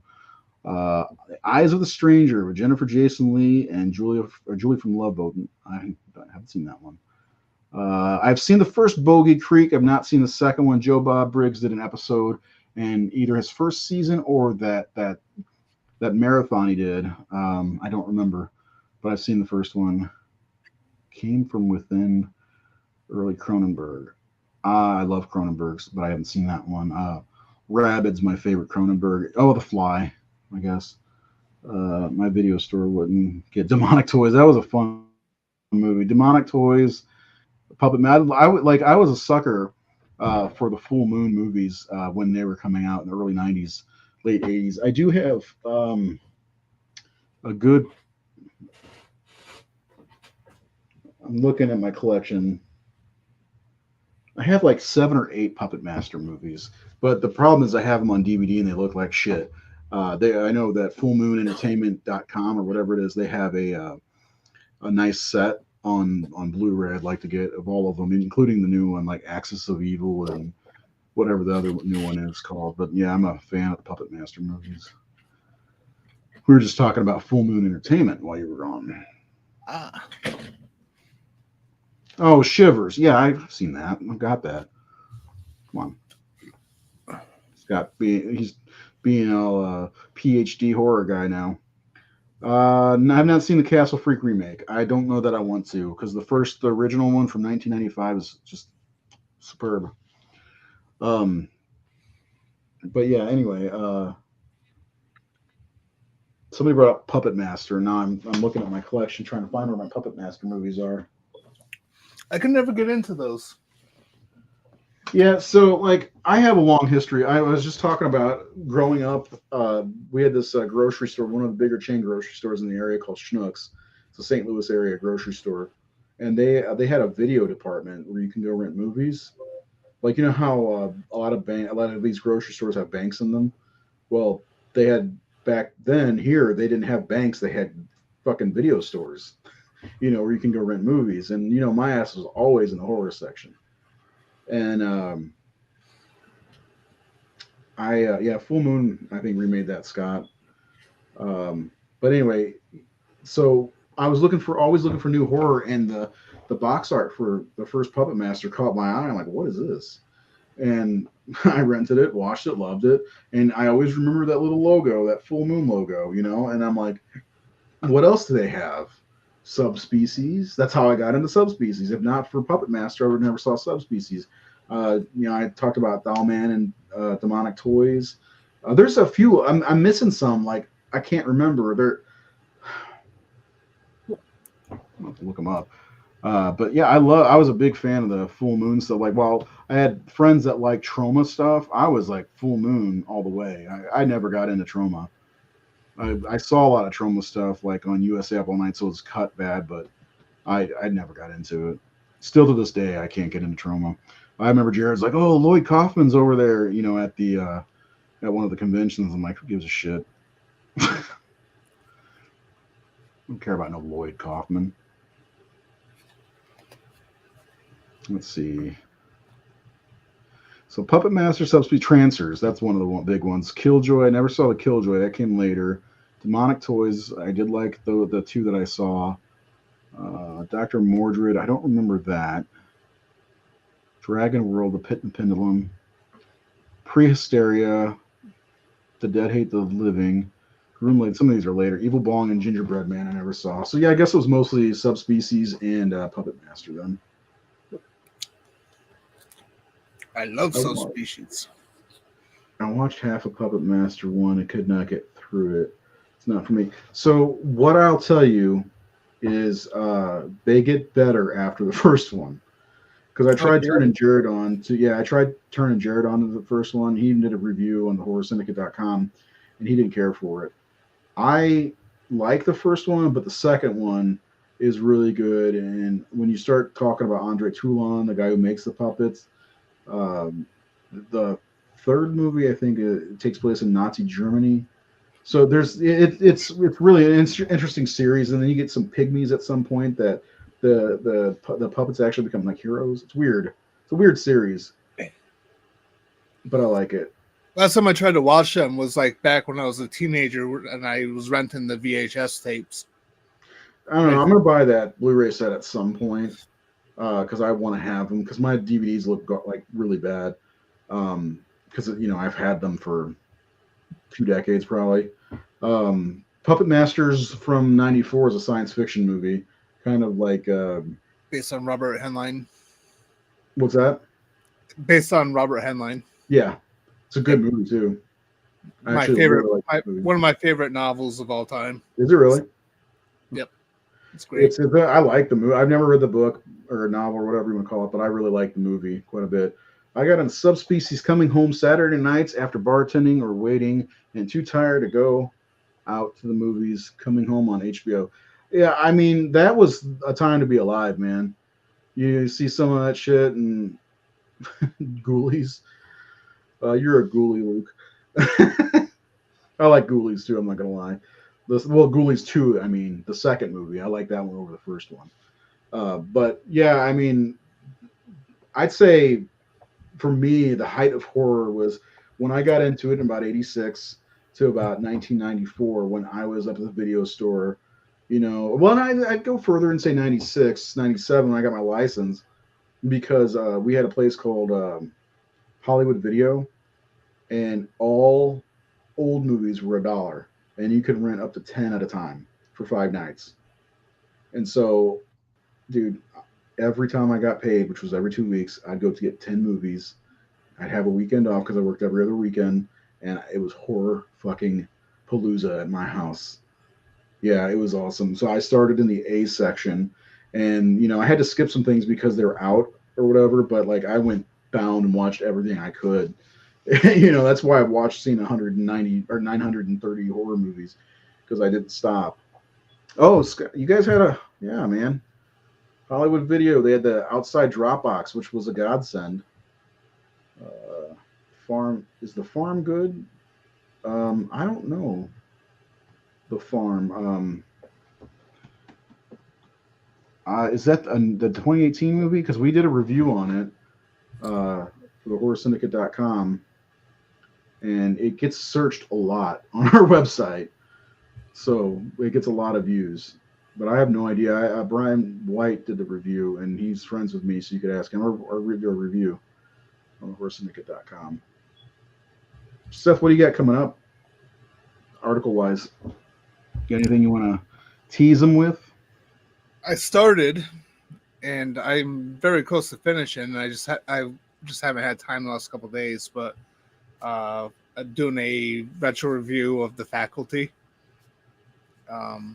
Seeing the post that you shared, what was it, last week or whatever? Yeah, it was just a few days ago. I'll be right back. Go ahead. Yeah, it made me want to rewatch it again, and I did, and it's still a fun movie, still holds up, so I'm doing a review for that.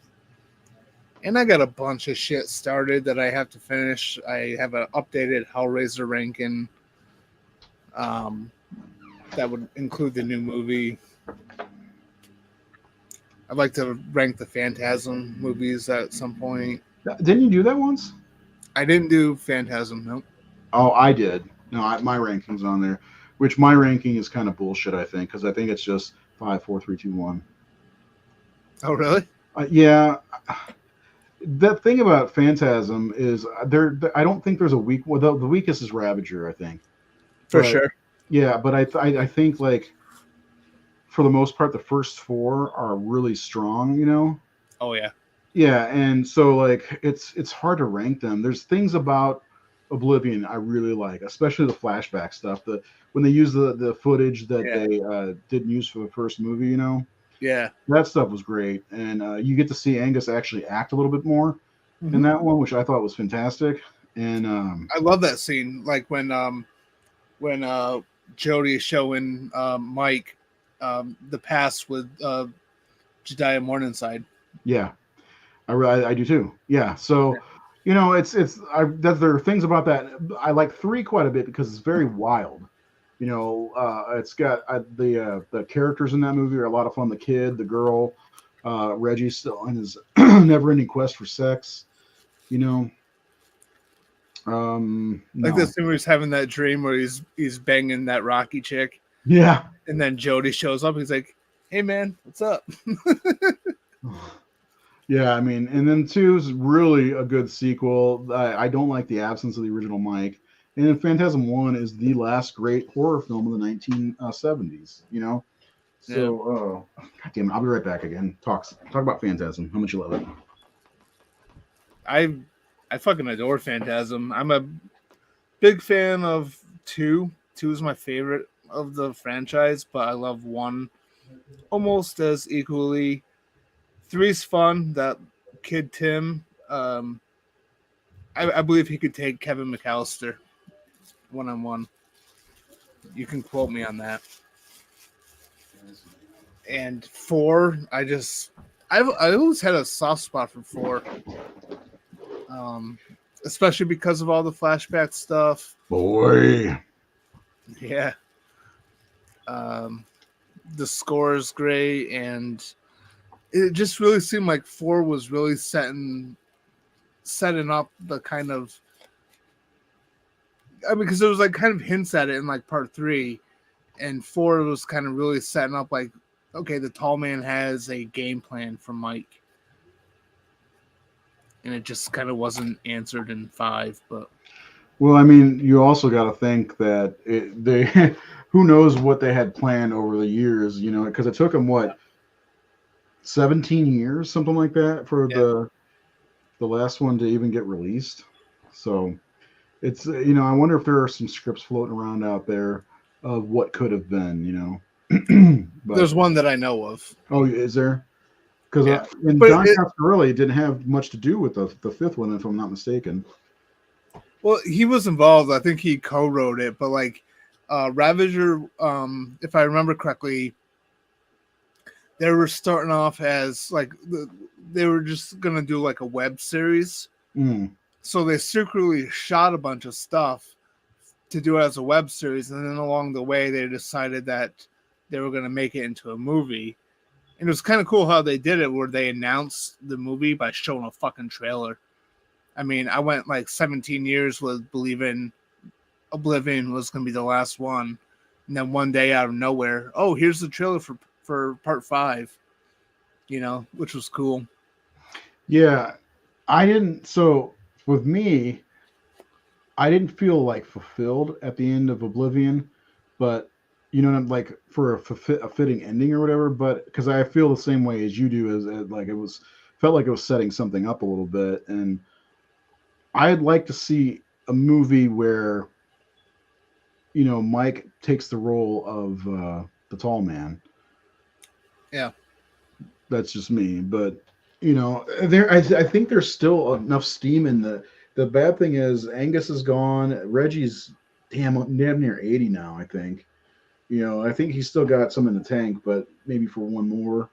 You know, so like, I'd like to see more. This is the longest running horror franchise without being remade. You know, yeah. and I think Scream is the second one at this point.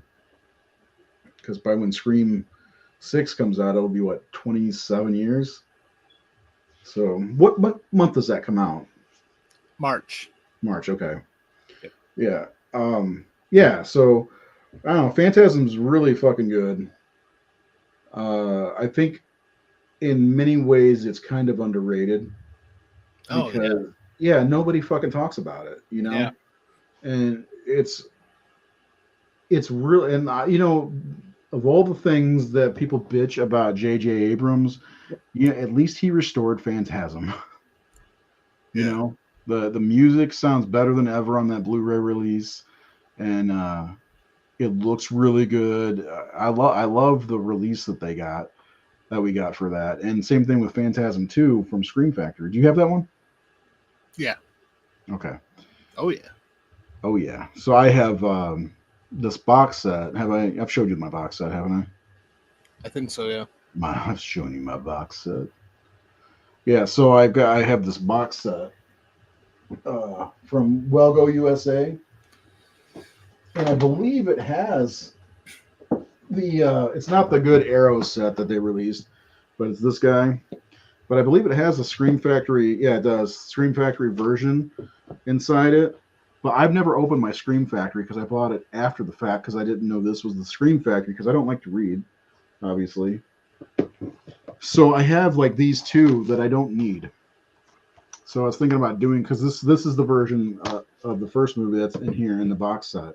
So I was thinking about doing away with some of this stuff. That's why I asked if you didn't have it.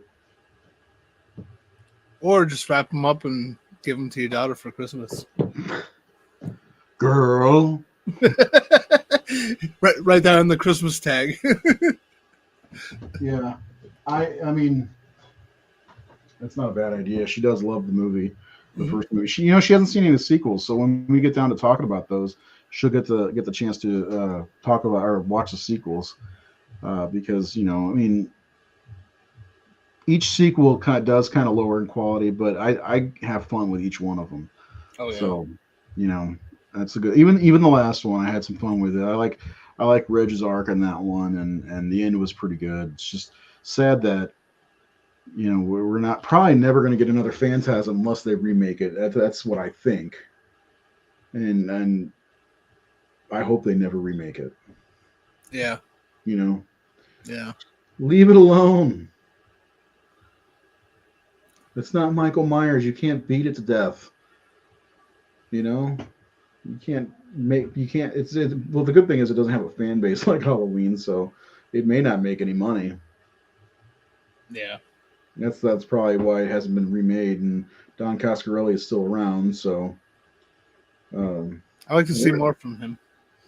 Well, yeah, like John Dies at the End Part 2. Exactly. Yeah, I read your article. There's a good article on the horrorsyndicate.com that Seth wrote, almost to Don Coscarelli, really. I tagged him in on Facebook, so he could have read it. You never know. I doubt it. Yeah, I doubt it too. He probably gets tagged like 1,000,000 times a day. Yeah, exactly. On Facebook, so it's like, especially when people like are friends with celebrities, like even if they're low grade celebrities, like I'm friends with CJ Graham, but like I'm not gonna tag like, hey CJ, did you see this?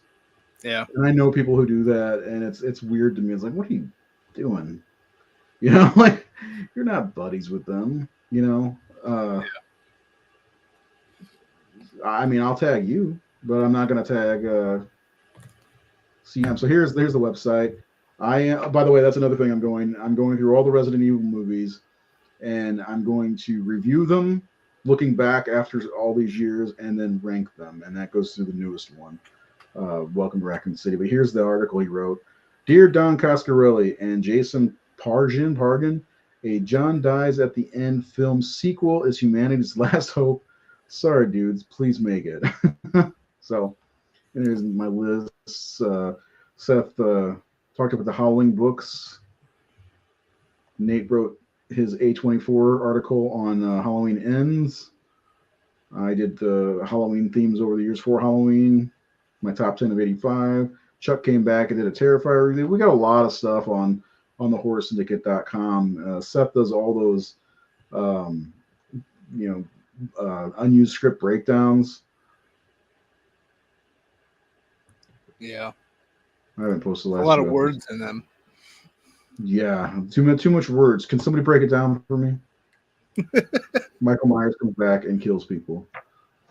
Yeah, anyway.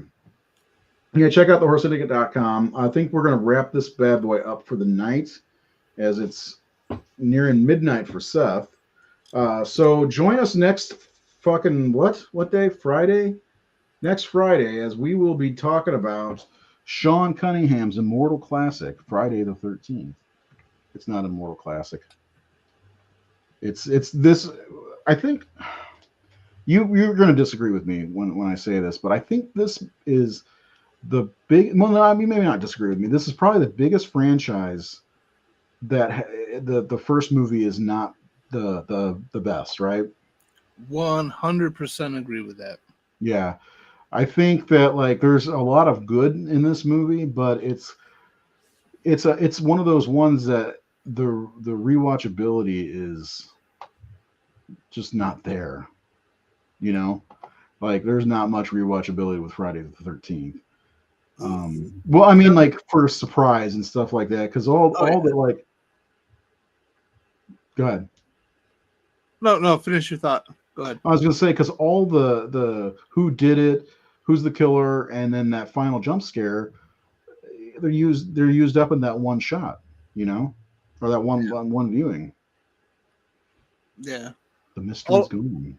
What I was going to say, when you see a girl that, boobs for the first time. Like, sorry.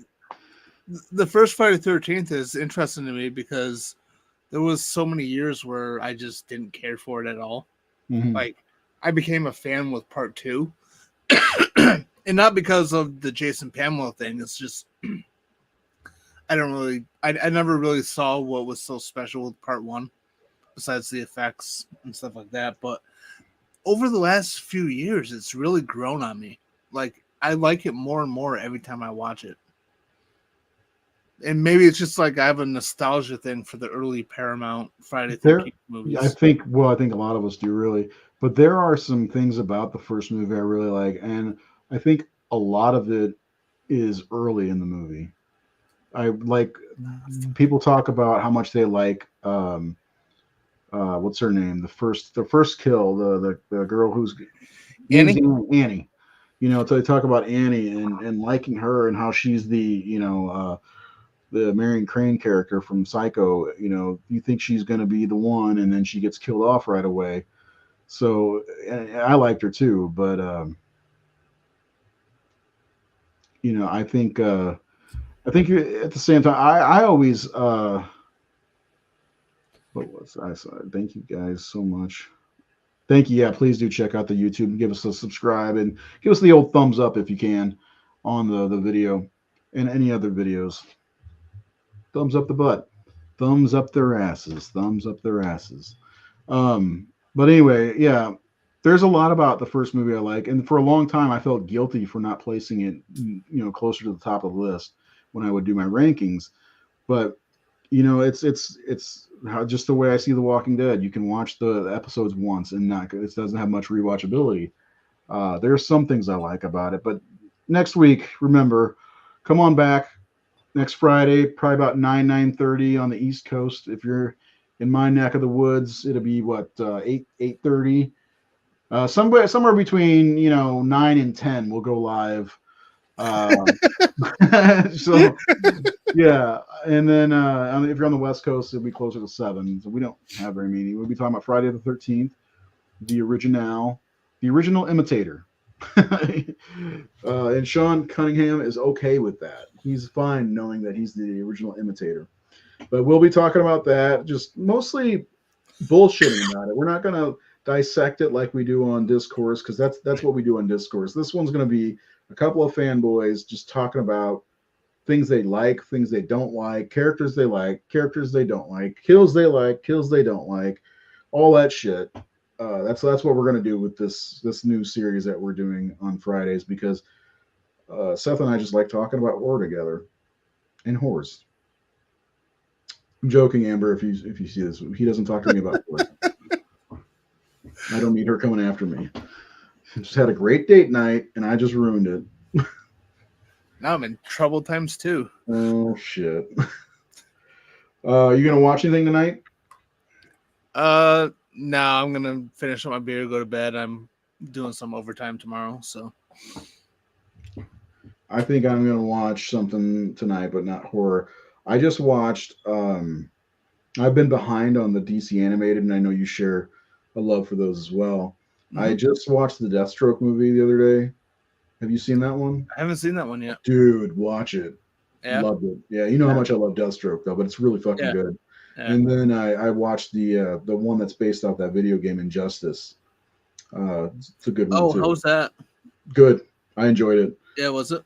Yeah, oh yeah. So I'm gonna watch the Green Lantern one, I think, soon. And I never watched the Death in the Family one because it was like a choose your own adventure type thing. I was confused by it. So but one of these days we'll have to go back to my Rage of Razor channel. If anybody wants to go follow Rage of Razor, we can talk about the movie that we've been trying to talk about for like 3 years. Superman 3. So anyway, have a great night. Make sure you watch some horror this weekend. If you're going to watch our show next week, thank you, Melissa, for joining, and check us out on Wednesday too. I'm glad you were here. Glad you were commenting. I really appreciate that. You had some good comments. But remember, next Friday is Hawaiian Shirt Day. So if you have a Hawaiian shirt and jeans. No, next Friday we'll be talking about the original Friday the 13th. And then of course there will be it'll be a spoiler session like crazy because it's been out for 42 fucking years. So spoiler alert ahead of time. And then Tuesday we'll be back at 6:30 Eastern time or 7:30 Eastern time, and we're going to be talking about Nosferatu from 1922. We'll be talking about the 1979 version, and since we found a way to watch it, Shadow of a Vampire with Willem Dafoe. So we're going to be Nosferatuing the fuck out of shit. We come to fuck shit up. Yeah. Anyway, Have a great night, and we will see you next Friday. Seth and I will, but if you come back for Wednesday, we'll see you then. So, And if Seth, you have a don't, great- if that's the way you feel about it, great, just great. all right. Have a great night. We'll see you next time.